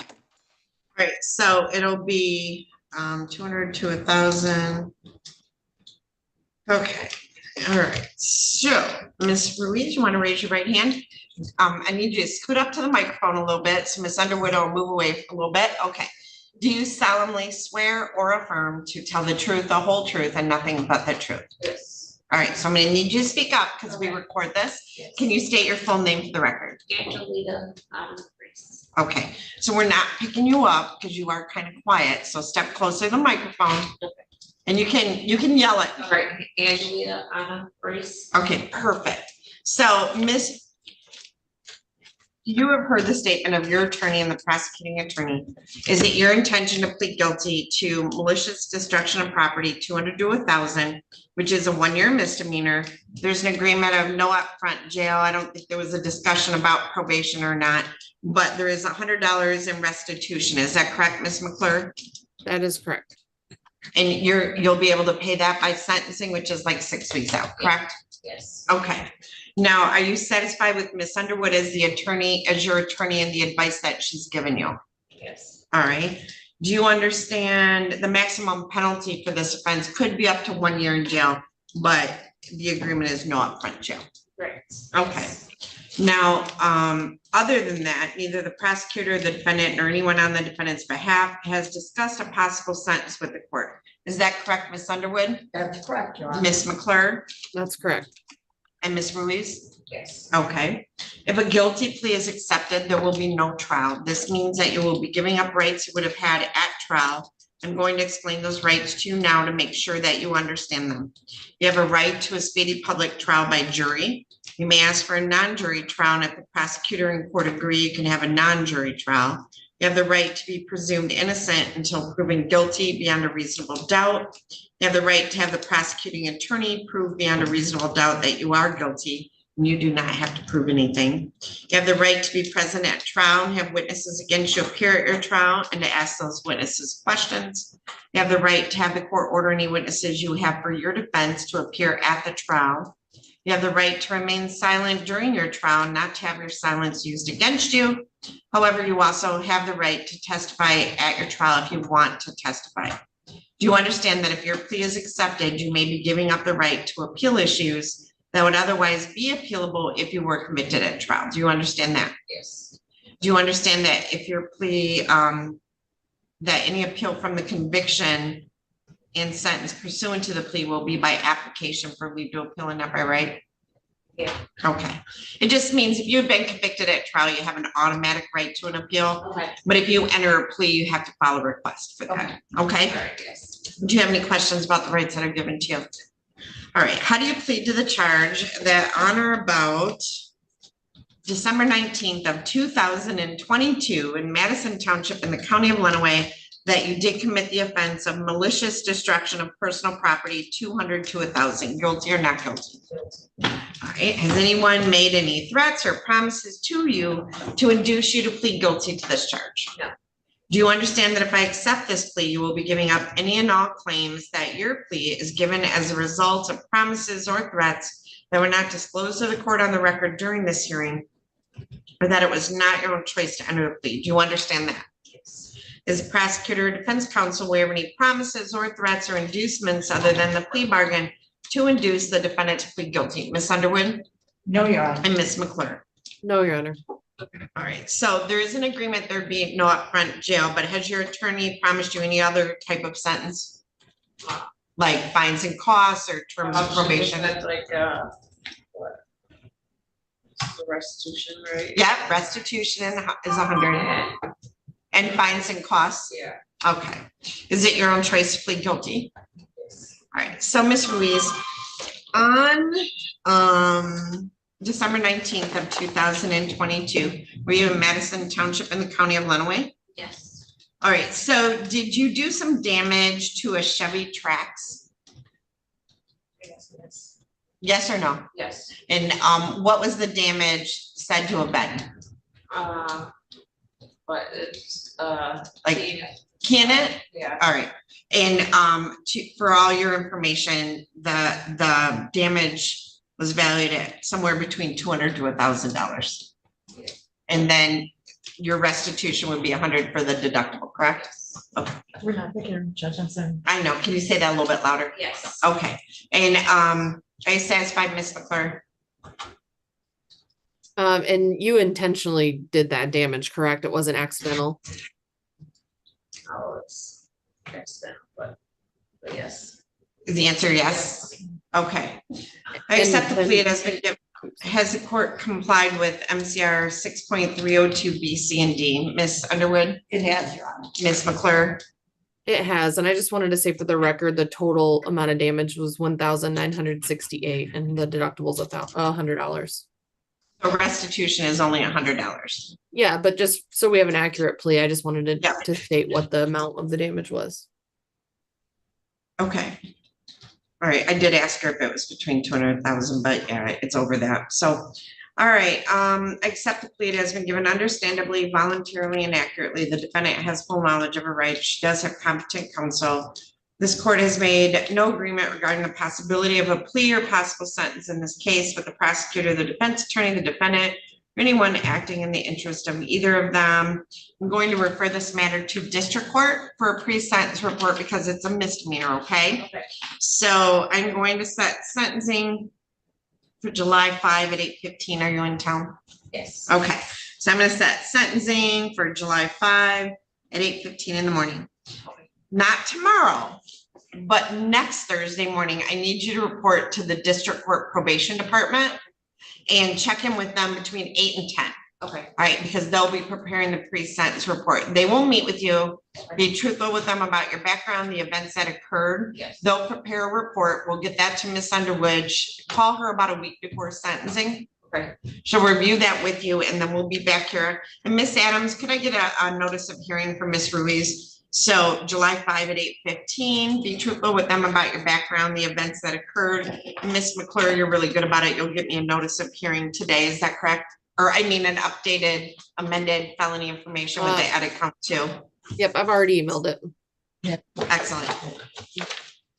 You know, it's still got to go through the clerk's office. I can't file it. You know that, I right? sent it. The clerk's office has it. Okay, good. All right. So have a seat and we'll get you a notice of hearing. Okay. Why don't you sit right behind Miss Underwood, right over there. All right, thank you. All right, so let's move to Miss Sebring. So this is in the matter of the people of the state of Michigan versus Haley Graceland Jean Sebring. File number 2021-20382 FH, 2021-20520 FH, 21-20521 FH, 21-20522 FH, 22-21037 FC, 22-21038 FH, 24-21746 FH, 24-21747 FH, and 24-21812 FH. I have Rhonda Underwood appearing on behalf of Ms. Sebring, and I have Phoebe McClure appearing on behalf of the people. Ms. Underwood, I have received a probation violation recommendation report from the Michigan Department of Corrections. Looks like it was mailed out to you February 20th of 24, and it's on 21-20382 FA. Well, quite a few of them, but anyway, what do you want to do today with Ms. Sebring? It's my understanding after talking with Ms. Sebring that on the new files, Your Honor. The 24 files. The 24 files. That the offer is if Ms. Sebring on the 20-year delivery and manufacture charge. Okay. That would be reduced to a 10-year possession of methamphetamine. And on the UDAA. So I'm 24-218-12FH. Hold on. She's charged with delivery, manufacture of methamphetamine, controlled substance, possession, habitual offender, fourth offense notice. So they're gonna add a count of what? Possession of methamphetamine. So count 3, possession of methamphetamine. Is that correct, Ms. McClure? You're muted. Yes, that's correct. So count 3, possession of methamphetamine, that's a 10-year felony? That's Yes. a 10-year felony, Your Honor. Okay, dismiss all others, okay. And then you said on file number, the unlawful use of a motor vehicle, which is 24-21747. She would plead guilty to the UDAA. All right, so as charged on that file. With no subs. They don't even have subs on that one, so. No subs. Let's see, as charged, no subs. All right, and. All right, so that leaves file number 24-21746FH, which is the retail fraud. And that would be dismissed, Your Honor. Perfect, okay. Is that a correct recitation of the plea there, Ms. McClure? There would also be a sentence agreement with that of 24 months in the Michigan Department of Corrections. Okay. The guidelines are below that on the possession of meth charge, but obviously they're well above that on the current charge. So she would have to plead with that sentence agreement in order to get that reduction. So on the possession of methamphetamine, the guidelines are lower than 24 months? Just under, yes. I don't know what they're, yeah, I don't have them written down exactly, but I know they're just under the 24 months. So there would be an agreement that it be a 24-month MDOC sentence. Okay, my concern is that there's quite a basis I have to put on the record to exceed the guidelines in light of current case law. So you don't know what the guidelines are? I don't believe Mr. Banetto left those guidelines. And I think if it's a sentence agreement, Judge, I think that is the basis to exceed the guidelines. So, no, I don't think so, but I'm not sure on that, but I will say that on my other files, the recommendation is to send her to boot camp. Okay. We would be asking for boot camp consideration under any sentence. So on the other 7 files, 1, 2, 3, 4, 5, 6 files, my recommendation is to send her to boot camp. I just know that's the plea agreement is if she wants the benefit of the reduction of the PWID charge, our agreement would be with the 24 months MDOC. So if there's supposed to be some sort of departure from that. Miss McClure, I understand that and I'm fine with that, but I don't know that I can do that.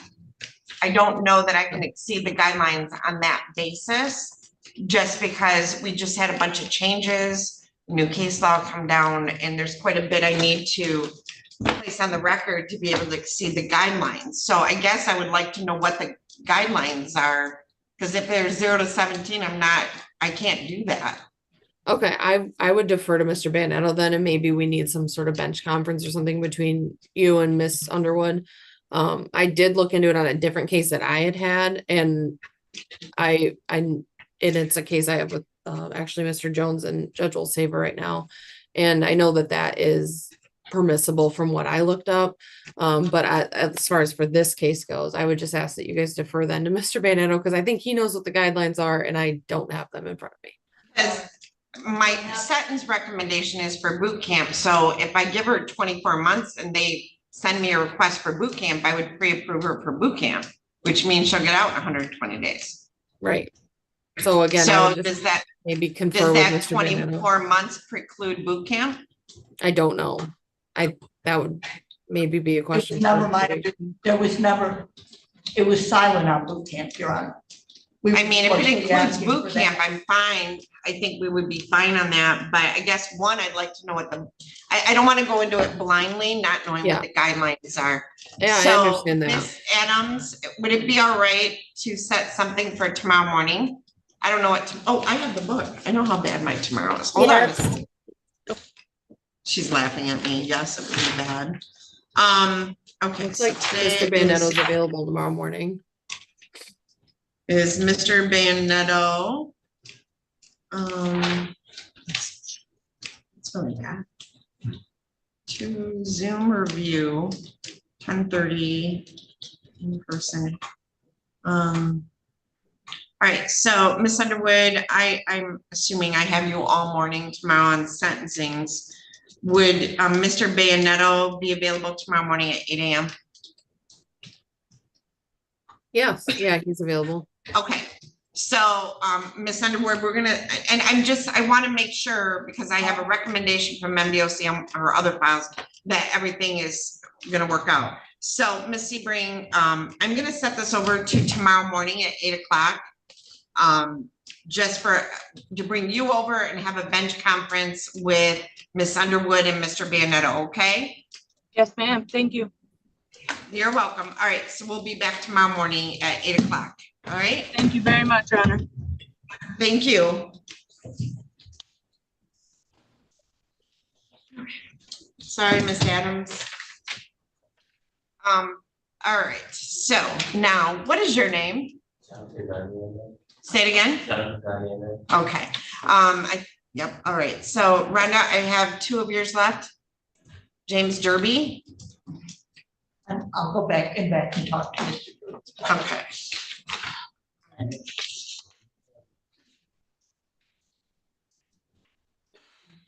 All right. So Mr. Garnier, do you want to come up?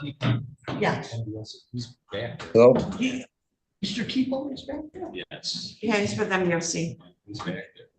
Okay. But I'd like to I want you to take care of these 2 first. I have Mr. Derby and Miss Chapman. They're both yours. They've been in my waiting room since 8. All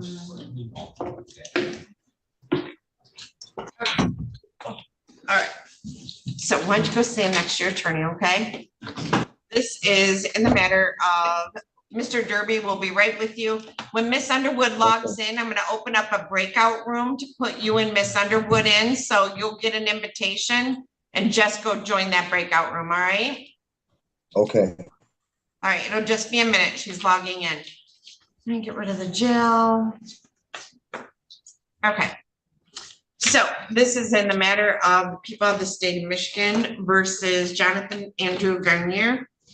Files number 23-21651FH, 23-21652FH, 23-21653FH. He is represented by James Daly, and I have Isaac Sneed appearing on behalf of the people. So this is the date and time set for a pretrial. It's a final pretrial because we are obviously set for trial at some point. Yes, we are set for trial on May 28th.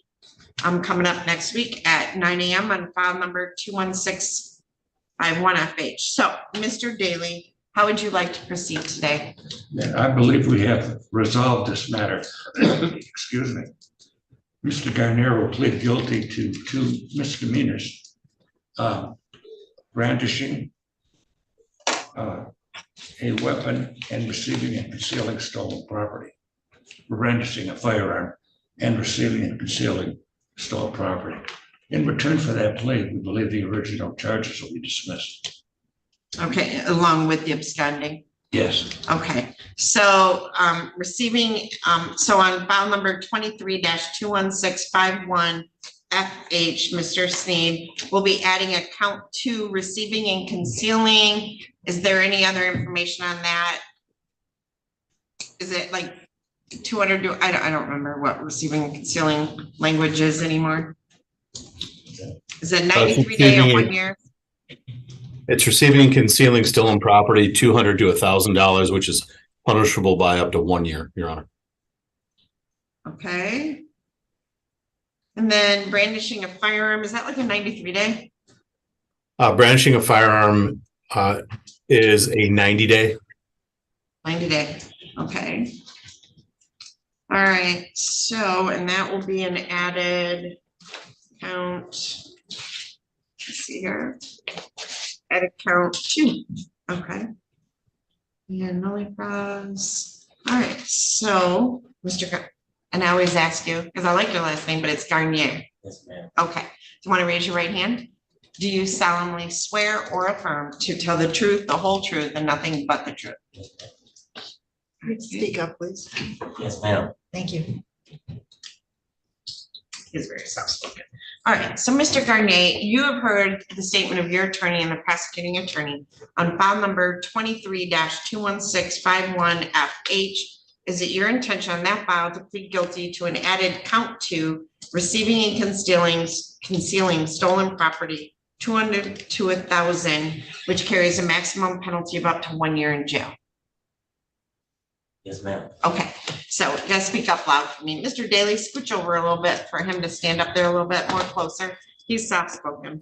All right, and then on file number 23-21652FH, is it your intention to plead guilty to an added count 2, brandishing a firearm, which carries a maximum penalty of up to 90 days in jail? Yes, ma'am. Okay, and then the other file would be dismissed, correct? Yes, ma'am. All right, are you satisfied with Mr. Daly as your attorney and the advice that he's given you? Yes, ma'am. Okay. Now, neither the prosecutor, the defense attorney, or anyone on the defendant's behalf has discussed a possible sentence with the court. Is that correct, Mr. Daly? It is, Your Honor, but I should indicate to the court that the defendant has agreed to forfeit the machete that he had, along with the Taurus 9mm. Okay, is that true, Mr. Garnier? They already have that. They already have them? Okay, so you know you're not gonna get them back? Yes, ma'am. Okay. All right, Mr. Derby and Miss Underwood, I'm gonna send you to a breakout room. Yeah. Okay, so if a guilty plea is accepted, there will be no trial. This means that you will be giving up rights that you would have had at a trial. In fact, you were set for trial next week. I'm going to explain those rights to you now to make sure that you understand them. You have a right to a speedy public trial by jury. You may ask for a non-jury trial, and if the prosecutor and court agree, you can have a non-jury trial. You have the right to be presumed innocent until proven guilty beyond a reasonable doubt. You have the right to have the prosecuting attorney prove beyond a reasonable doubt that you are guilty, and you do not have to prove anything. You have the right to be present at trial and have witnesses against you appear at your trial and to ask those witnesses questions. You have the right to have the court order any witnesses you have for your defense to appear at the trial. You have the right to remain silent during your trial, not to have your silence used against you. However, you also have the right to testify at your trial if you want to testify. Do you understand that if your plea is accepted, you may be giving up the right to appeal issues that would otherwise be appealable if you were convicted at trial? Do you understand that? Yes, ma'am. Do you understand that any appeal from the conviction and sentence pursuant to the plea will be by application for leave to appeal and not by right? Do you understand that? Yes. If you are not a citizen of the United States of America, a conviction of a crime may result in deportation, exclusion from admission to the United States of America, or denial of naturalization. Do you have any questions about the rights that I've given to you? All right, so we're going to start on file number 23-21651. So Mr. Garnier, on file number 21651, on March 9th of 2000, how do you wish to plead to the charge that on March 9th of 2022, in the city of Adrian, in Adrian Township in the county of Lenawee, that you did commit the offense of receiving and concealing stolen property, 200 to 1,000, guilty or not guilty? Is it added count, so am I supposed to say guilty for plea or? Yes, so you gotta say guilty or not guilty. Say it again. Guilty. Okay, and then on file number 23-21652FH, how do you wish to plead to the charge that on or about September 17 of 2022 in Lenawee County? Do I have a city or township on that one, Mr. Steen? It's the same one, Your Honor. Adrian Township? All right, in Adrian Township in the county of Lenawee, that you did commit the offense of brandishing a firearm, guilty or not guilty? Okay. Has anyone made any threats or promises to you to induce you to plead guilty to these charges? Okay, and do you understand if I accept, other than the agreement? Say it again. The killer agreement, ma'am? Yeah, he just wants to go to ET court. Okay, that wasn't placed on the record. He's been approved for ET court, is that correct? Yes. All right, and that's correct, Mr. Sneed? Yes, it is, Your Honor. Okay, all right, awesome. Yep, that's part of it. All right, other than that, has anyone made any promises to you? No? Okay, remember you gotta speak up. Yes, ma'am. All right,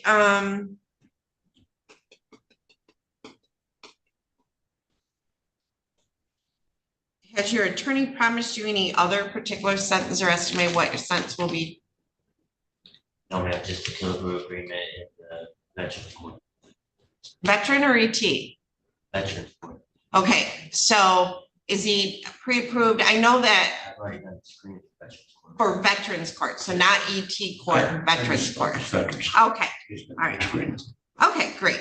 So that's a great program. All of them are great programs. All right, so, and it's your own choice to be guilty. Yes, ma'am. All right, so Mr. Garnier, on March 9th of 2022, we're in Adrian Township in the county of Lenawee.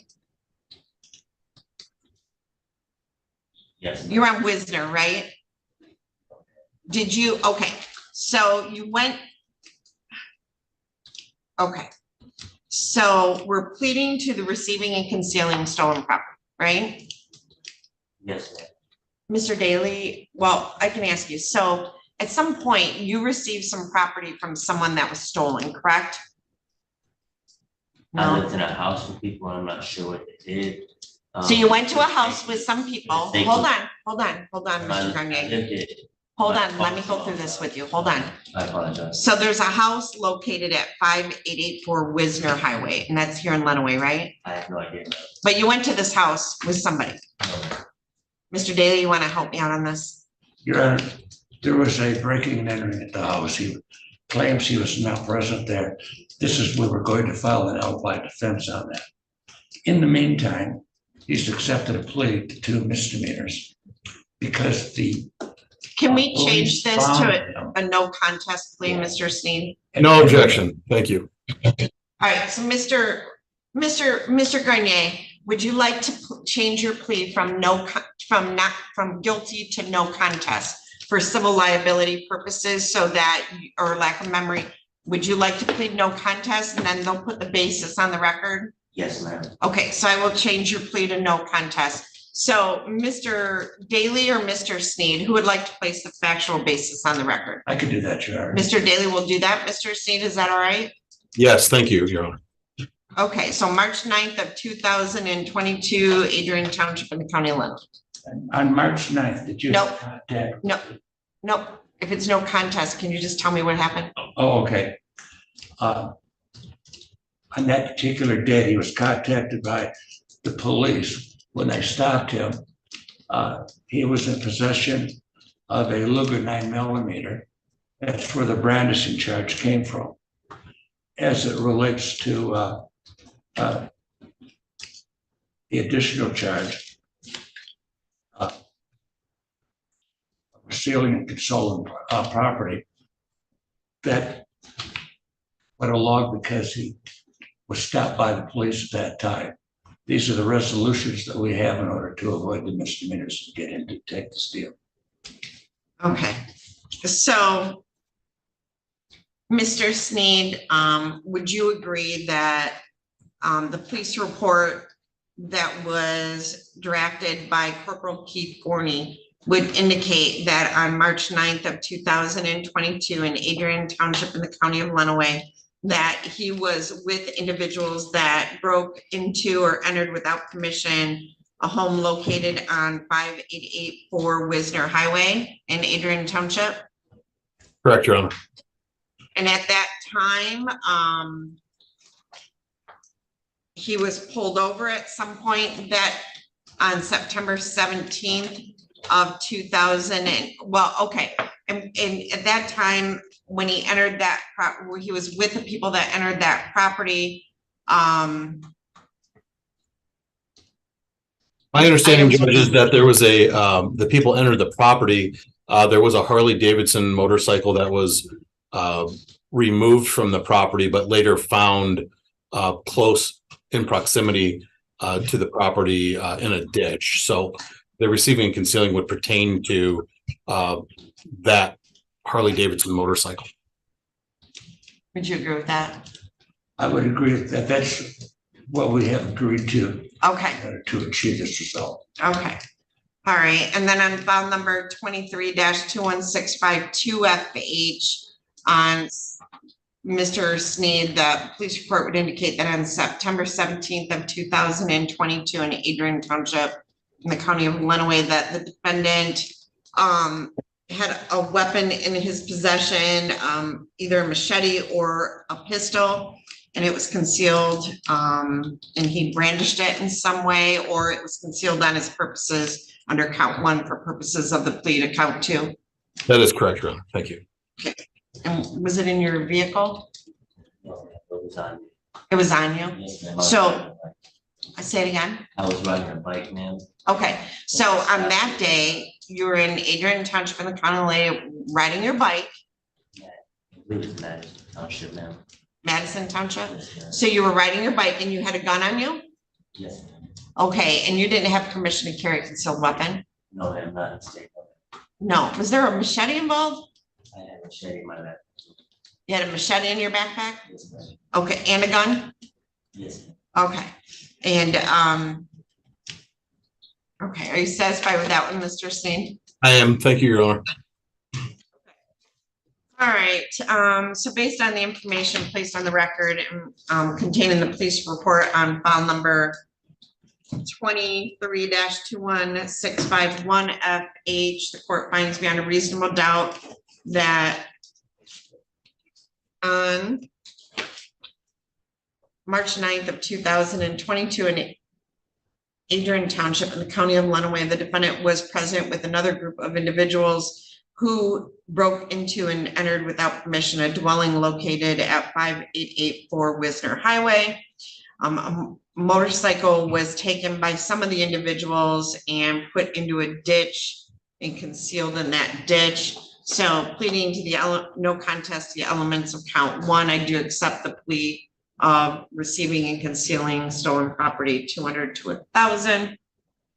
Then moving on to count 20 on file number 23-21652 FH, that was a guilty plea, so I don't need to make that basis. Has the court complied with MCR 6.302 B, C, and D, Mr. Daly? Yes, Your Honor. And Mr. Sneed? Yes, Your Honor. I accept the pleas. They've been given understandably, voluntarily, and accurately. The defendant has full knowledge of his rights and he does have competent counsel. This court has made no agreement regarding the possibility of a plea or possible sentence in this case with the prosecutor, the defense attorney, the defendant, or anyone acting in the interest of either of them other than the Killer Brew to Veterans Court. I'm going to refer this matter to the probation department for a pre-sentence investigation. I'm going to set sentencing for July 5. Are you in town on July 5, Mr. Daly? Yeah, Your Honor. All right, so I will set sentencing for July 5 at 8:15 in the morning. Mr. Garnier, are you in town on July 5? I can. Okay, all right. Mr. Daly, do you want sentencing to be in person or via Zoom? Oh, do it. Okay, here you want to do it. What's that? We'll do Zoom now. Okay, we'll do Zoom sentencing. Now, Mr. Jones, I think, would he be reporting to, or do you want him to come out, walk over now? He can real quick. Judge, I guess I missed, it's 1 misdemeanor, 1 felony? Yeah. Okay. Yeah, he can come over right now. I get some information from him. No, they're both misdemeanors. I thought I heard 2 misdemeanors, but I wanted to make sure. Oh, you know what? Never mind. I'm sorry. Okay. Never mind, Mr. Jones. I forgot you can't go into Veterans Court with a misdemeanor. All right.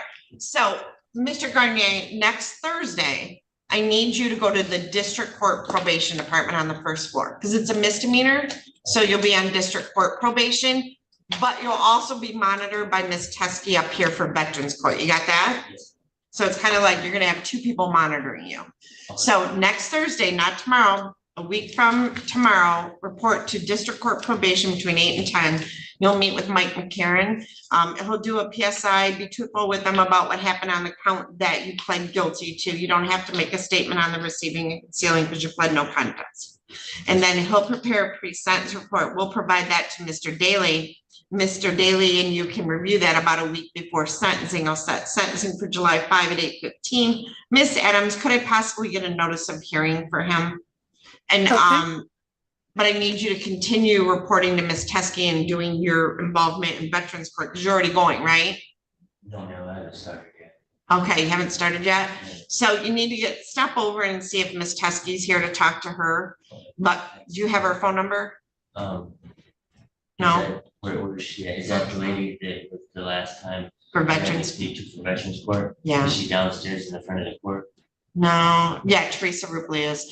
Does he need to, Mr. Jones, I guess I don't know if Sarah wants him So involving himself. she's not in the rest of the week. She's out of town for work. So I guess I'm not sure the process.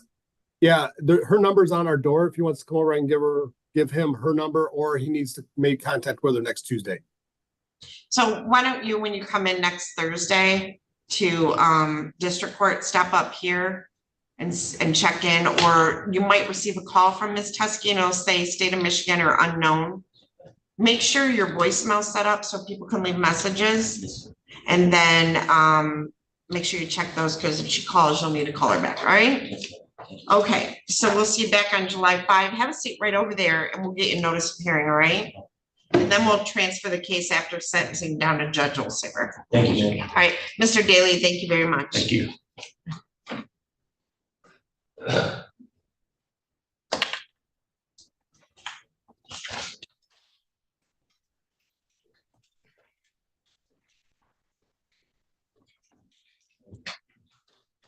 Good day, ma'am.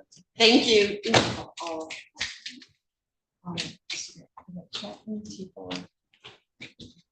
Thank you, ma'am. Judge, was MDOC there with Mr. Teeple? Yeah.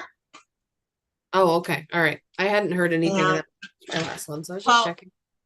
I think Ms. Underwood had a heavy docket in front of Judge Olsaver and a heavy docket in front of me, so it's been a morning. Okay. I just was double checking. Yeah, she's here.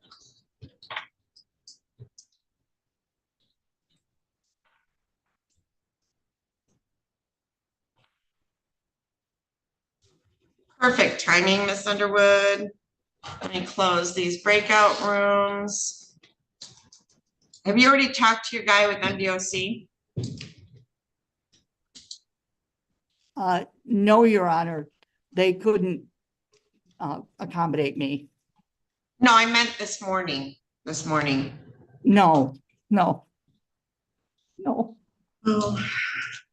Bunch of calls. All right. Okay, here's Mr. Derby.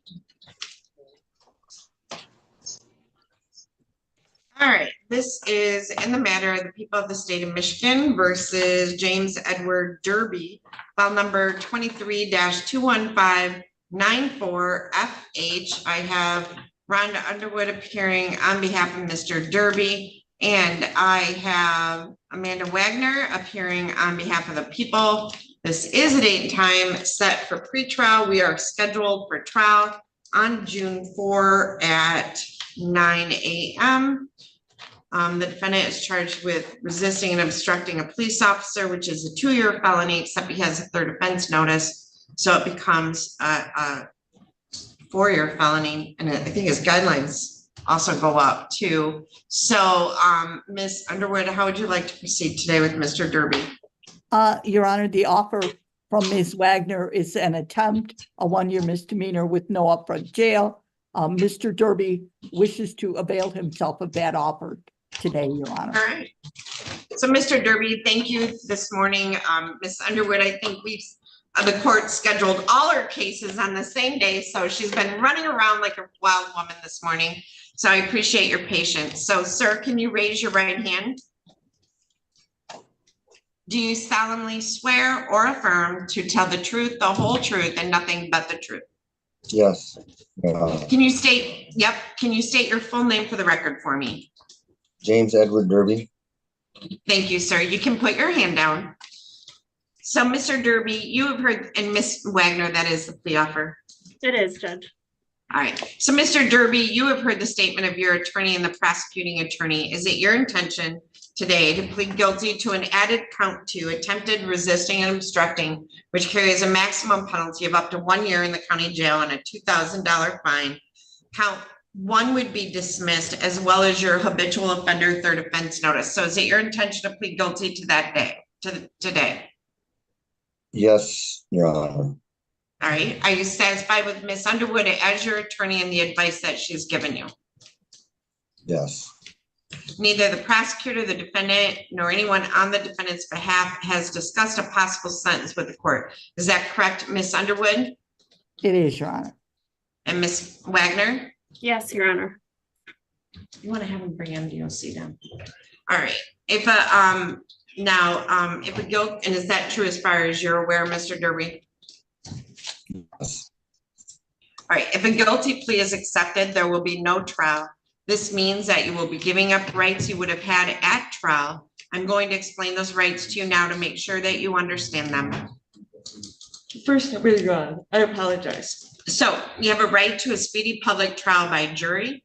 You may ask for a non-jury trial, and if the prosecutor and court agree, you can have a non-jury trial. You have the right to be presumed innocent until proven guilty beyond a reasonable doubt. You have the right to have the prosecuting attorney prove beyond a reasonable doubt that you are guilty, and you do not have to prove anything. You have the right to be present at trial and have witnesses against you appear at your trial and to ask those witnesses questions. You have the right to have the court order any witnesses you have for your defense to appear at the trial. You have the right to remain silent during your trial, not to have your silence used against you.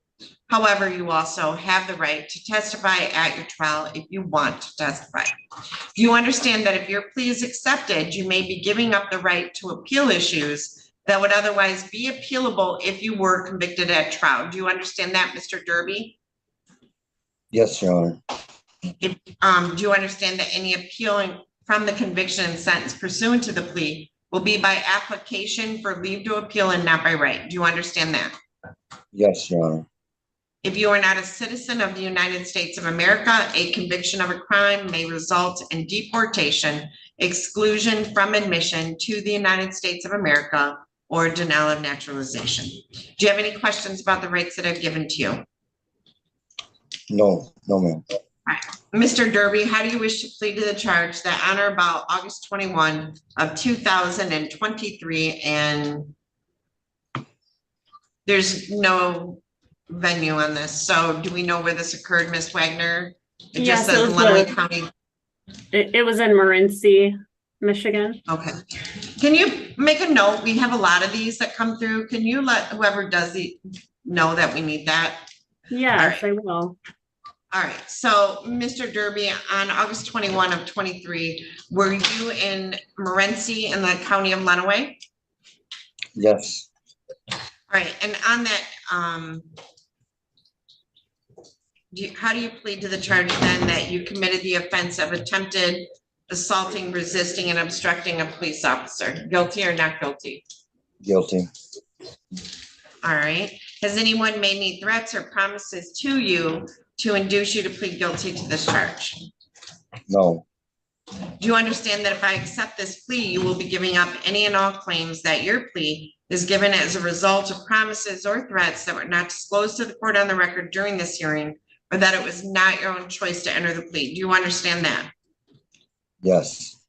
Is defense counsel or the prosecutor aware of any promises or threats or inducements other than the plea bargain to induce the defendant to plead guilty? Ms. Underwood?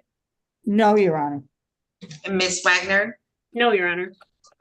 All right. So, Mr. Derby, has your attorney promised you any particular sentence or estimated what your sentence will be? No. Okay. Is it your own choice to plead guilty? Yes. All right. So, Mr. Derby, on August 21 of 2023, were you in Morenci? Were you in the city of Morenci? No, I was in rural Lenawee County with Morenci at my address of 12547 Engle Highway. Okay. Would you agree that's a Morenci mailing address, though? Yes, Okay, and, let's see, and that's located in Lenawee County, right? yeah, So at some point, you came in contact with a Roger Robinson Jr., who's a firefighter. yes, Was he wearing his firefighter gear and all that good stuff? yes, he was. Okay, and why did you have contact with him? Because I was asking them that there was no need for for him to put no fire out at that point. I didn't want to mess, and I didn't call them. I just wanted them to leave. All right, so Mr. Derby, so at some point, the Morenci Fire Department gets called to your property, right? So you had some kind of fire going, Yes, and for whatever reason, they were dressed in Morenci Fire Department gear. They were, lawfully employed as firemen, and they came out to your property probably because they got a report that you had a fire that wasn't up to code or something. Is that correct? yes. All right, and so they started to put that fire out and you tried to stop them? No, they never actually, they never got any of their equipment out. Ms. Wagner, can you help me out here a little bit on the resisting part? Yes, I will. So, Mr. Derby, do you agree that Morenci Fire Department was called to your home on that day for a report of a structure fire? Yes, no, it wasn't a structure fire. It was a camper, but it wasn't a structure. It was called out there on Okay, fire. and when firefighters arrived, you were not happy to see them there, is that correct? Yeah, I didn't feel that I needed them to. Okay, and at some point, did you put your hands on Roger Robinson, one of the firefighters that responded? I held my hands up and asked them to please get back in the truck, and if there was no need for them to. Okay, so I'm not going to accept this plea because Ms. Underwood, your client, either I can bring you back another day, Ms. Underwood, but he's obviously not recognizing that there was anything that occurred that day. So I don't know if you need to talk to him further. Mr. Derby, do you want to talk? I don't have time for you to talk to him right now. So Mr. Derby, here's the deal. You are charged with, in some way, shape, or form, resisting. Okay, so listen to me, Mr. Derby. Assaulting or battering or wounding or resisting or obstructing or opposing or endangering Roger Robinson Jr. So the fire department was called and they lawfully came on your property to put out a fire and you tried to stop them in some way. All right, so I don't accept the plea. Ms. Underwood, we are set for trial. Nope. So you can talk to him again and I'll bring him back. Let's see, we're set for trial on June 4. So Ms. Underwood, I'm gonna set another pre-trial on,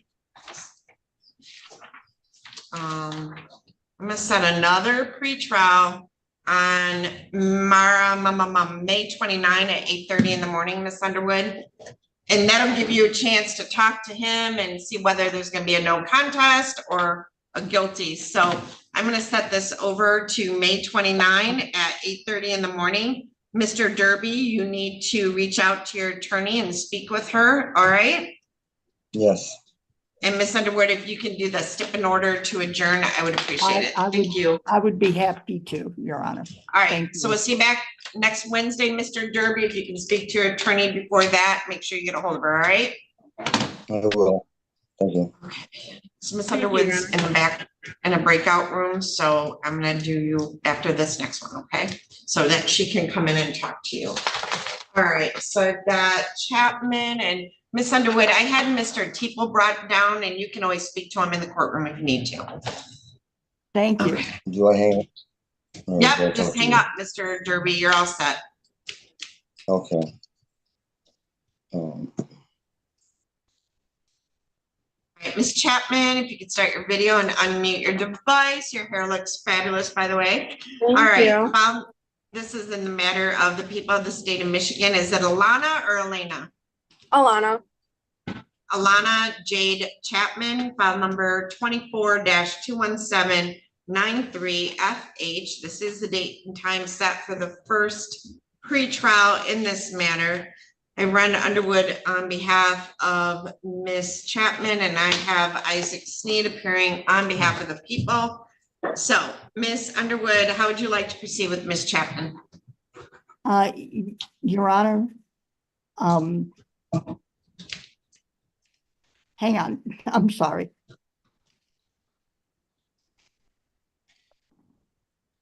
I believe the plea offer in this matter is to a malicious destruction of property, 200 to 1,000, and no upfront jail with a hideout, Your Honor.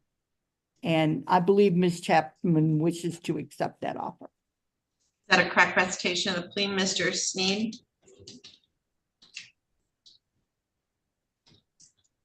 You're muted, Mr. Sneed. I'm sorry. Yes, it is, Your Honor. Okay, thank you. All right, Ms. Chapman, you want to raise your right hand? All right. Do you solemnly swear or affirm to tell the truth, the whole truth, and nothing but the truth? Yes. All right. So, Ms. Chapman, you've heard the statement of your attorney and the prosecuting attorney. Is it your intention to plead guilty to an added count 3 MDOP 200 to 1,000 with an agreement that if you're eligible, you would be sentenced under the Holmes Youthful Training Act, which means if you successfully complete your probation, the conviction and the arrest would be removed from the lien and you would show no prior convictions. Oh, you can put your hand down. So is that your understanding of the plea agreement? Yes. Okay. And do you wish to avail yourself and plead guilty to that plea offer? Yes. Are you satisfied with your attorney and the advice that she has given you? Yes. And you understand, even though it's a 1-year misdemeanor, there's an agreement that you would do no upfront jail. Is that correct? Yeah. No, neither the prosecutor, the defendant, or anyone on the defendant's behalf has discussed any other possible sentence with the court. Is that correct, Ms. Underwood? It is, Your Honor. Mr. Sneed? Yes, it is. Ms. Chapman, as far as you're aware, is that correct? Yes. All right, so Ms. Chapman, if a guilty plea is accepted, there will be no trial. This means that you will be giving up rights you would have had at trial. I'm going to explain those rights to you now to make sure that you understand them. You have a right to a speedy public trial by jury. You may ask for a non-jury trial, and if the prosecutor and court agree, you can have a non-jury trial. You have the right to be presumed innocent until proven guilty beyond a reasonable doubt. You have the right to have the prosecuting attorney prove beyond a reasonable doubt that you are guilty, and you do not have to prove anything. You have the right to be present at trial and have witnesses against you appear at your trial and to ask those witnesses questions. You have the right to have the court order any witnesses you have for your defense to appear at that trial. You have the right to remain silent during your trial, not to have your silence used against you. However, you also have the right to testify at your trial if you want to testify. Ma'am, do you understand that if your plea is accepted, you may be giving up the right to appeal issues that would otherwise be appealable if you were convicted at trial? Do you understand that? Yes. Do you understand that any appeal from the conviction and sentence pursuant to the plea will be by application for leave to appeal and not by right? Do you understand that? Yes. If you are not a citizen of the United States of America, a conviction of a crime may result in deportation, exclusion from admission to the United States of America, or denial of naturalization. Do you have any questions about the rights that I've given to you? No.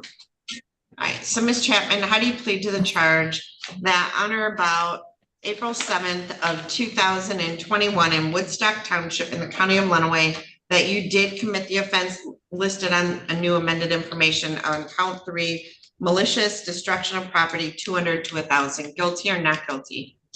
Guilty. Has anyone made any threats or promises to you to induce you to plead guilty to this charge other than what was placed on the record?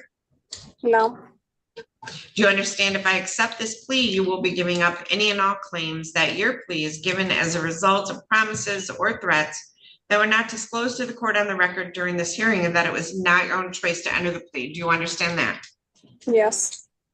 Is prosecutor or defense counsel aware of any promises or threats or inducements other than the plea bargain to induce the defendant to plead guilty? Ms. Underwood? No, Your Honor. Mr. Steen? No, Your Honor. All right, so other than the plea agreement, Ms. Chapman, has your attorney promised you any other particular sentence or estimated what that sentence would be? No.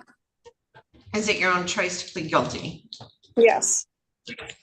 So Ms. Chapman, on April 7th of 2021, were you in Woodstock Township in the county of Lenawee?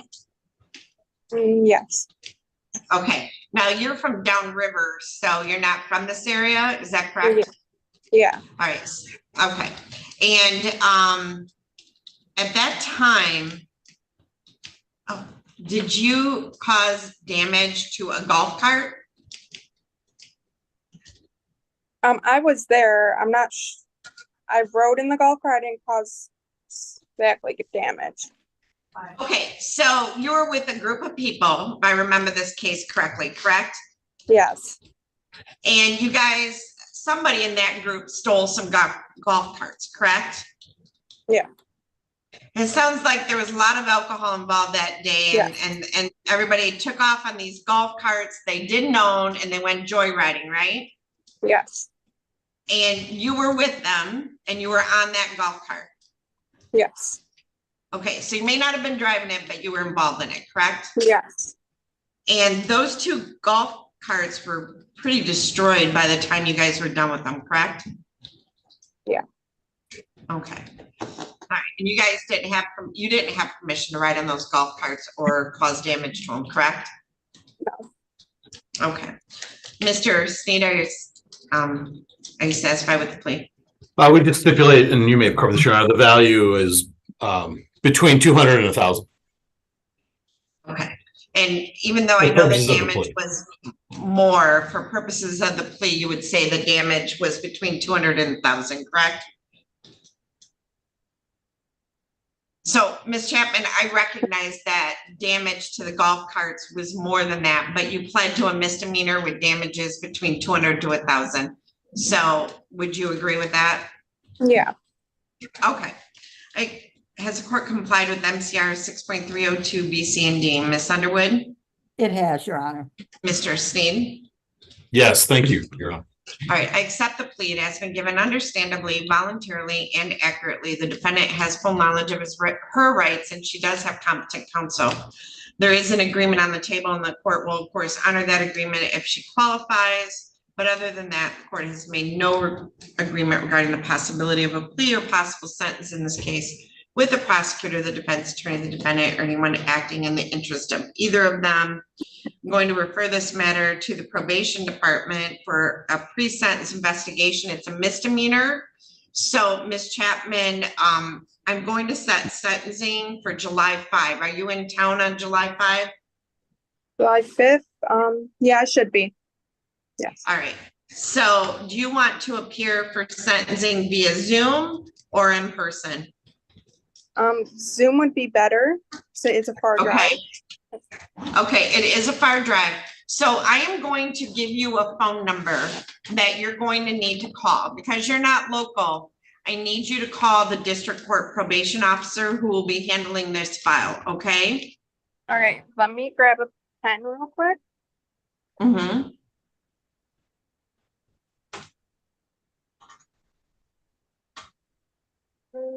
Here you go. Okay, you go ahead. Okay, so it's area code 517. Okay. 264. Okay. 4683. Okay. And his name is Mike. You said Mike? So, Mike. Yep, Mike is a Michael. So I need you to call, leave a message for him or talk to him, explain to him that you don't live locally. he will talk to you about this case, be truthful with him about your background, the events that occurred.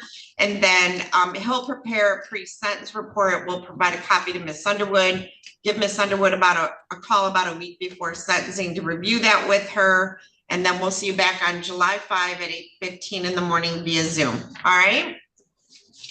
So do I call him like today or? Yeah, you can call him today and leave a message. Leave your address and phone number and your full name for him, all right? Okay.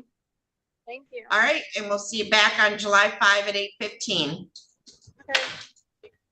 All right, thank you. All right. So Ms. Underwood, Mr. Teeple is in the courtroom if you'd like to come in. I'll be right in, Your Honor. Thank you. Judge, is that your last one? Mr. Teeple is, yeah. Okay. All right. I that's what I had. I just want to make sure I didn't miss one. Nope, that's all we have left. There was one, I think it's Mr. McKenzie, but I think Isaac probably has the notes on that one. Okay.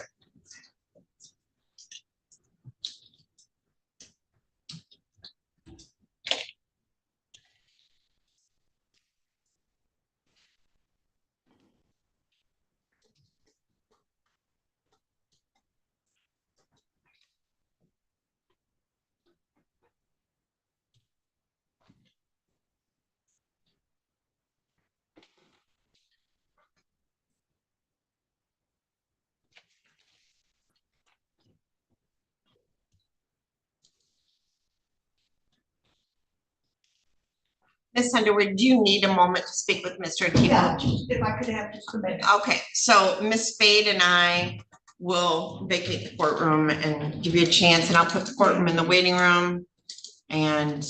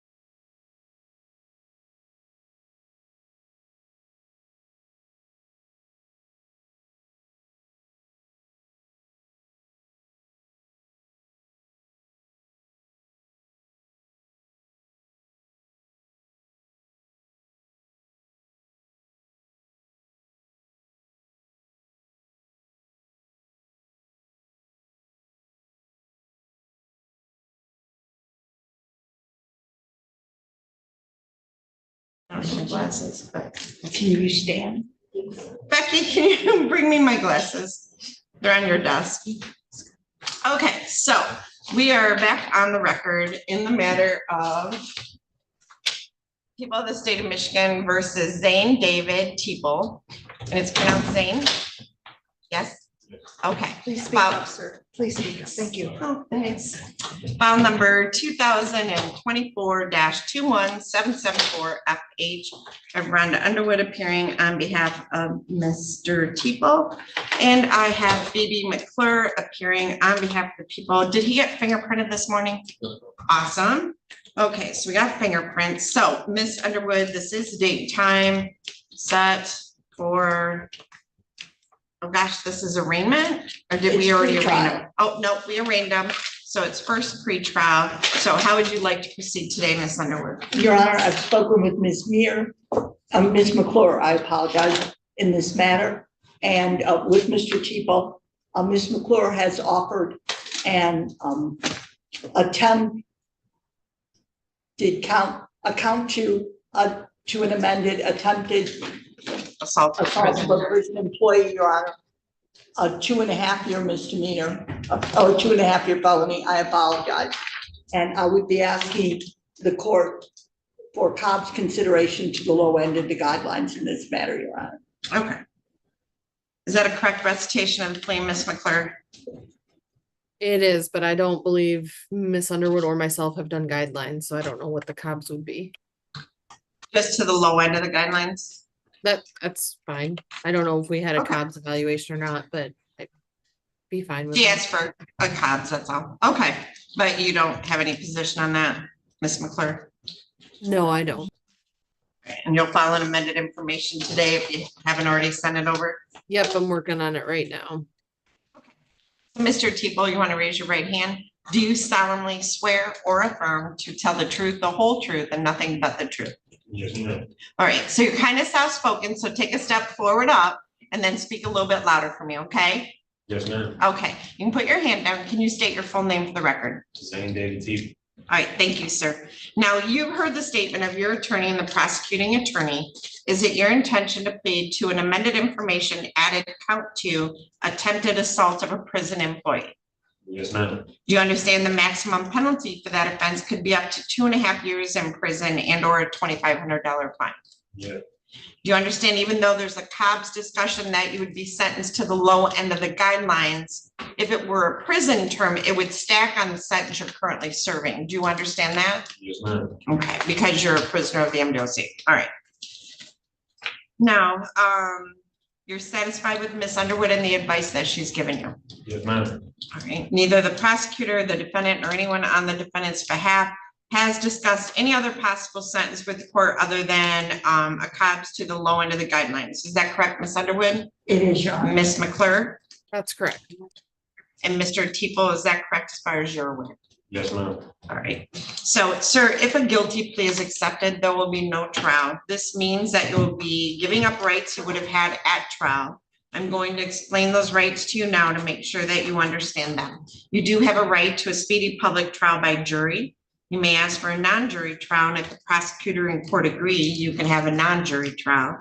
You have the right to be presumed innocent until proven guilty beyond a reasonable doubt. You have the right to have the prosecuting attorney prove beyond a reasonable doubt that you are guilty, and you do not have to prove anything.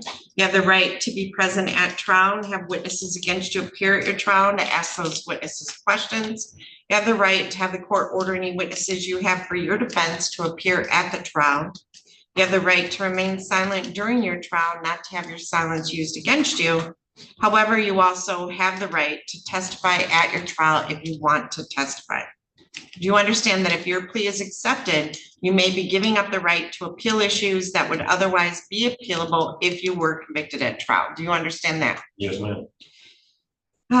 If you're not a citizen of the United States of America, a conviction of a crime may result in deportation, exclusion from admission to the United States of America, or denial of naturalization. Do you have any questions about the rights that I've given to you?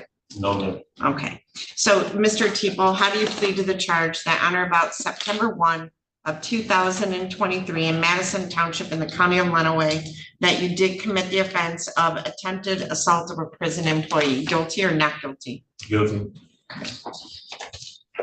Has anyone made any threats or promises to you to induce you to plead guilty to this charge? No, ma'am. Do you understand if I accept this plea, you will be giving up any and all claims that your plea is given as a result of promises or threats that were not disclosed to the court on the record during this hearing, or that it was not your own choice to enter the plea? Do you understand that? Yes. Is the prosecutor, well, hold on. Is the prosecutor or defense counsel aware of any promises or threats or inducements other than the plea bargain to induce the defendant to plead guilty? Ms. Underwood? No, Your Honor. Ms. McClure? No, Your Honor. Has your attorney promised you any particular sentence or estimated what your sentence will be other than to the low end of the guidelines? No. Okay. Is it your own choice to plead guilty? Yes, ma'am. Okay, so you were transported today, so what facility are you at now? You're still at Gus Harrison?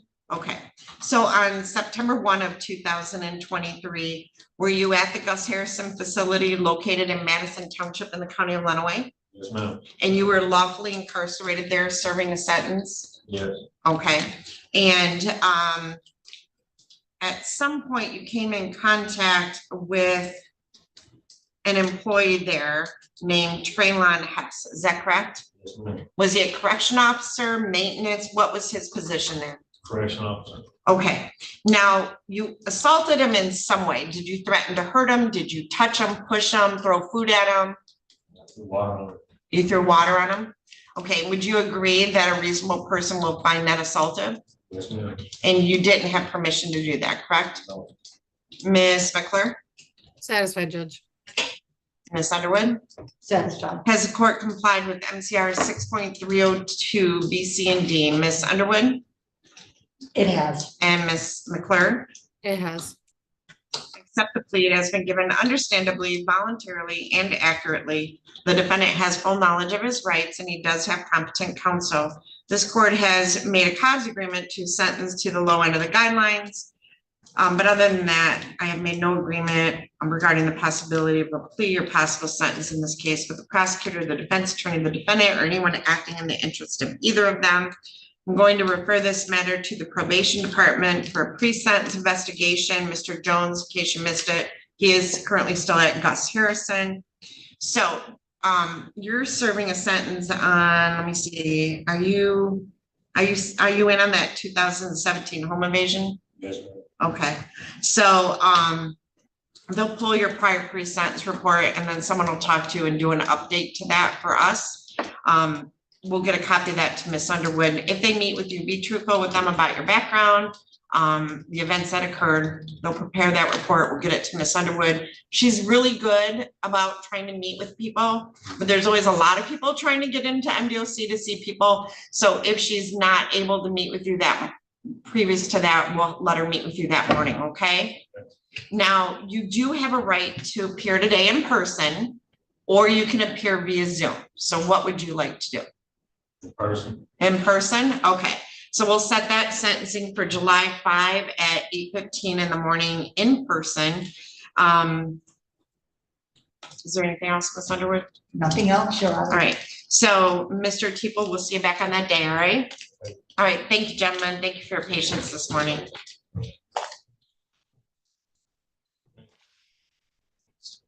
Bye-bye. Here you go. Okay. All right, so I'm gonna stop live stream and Miss Underwood.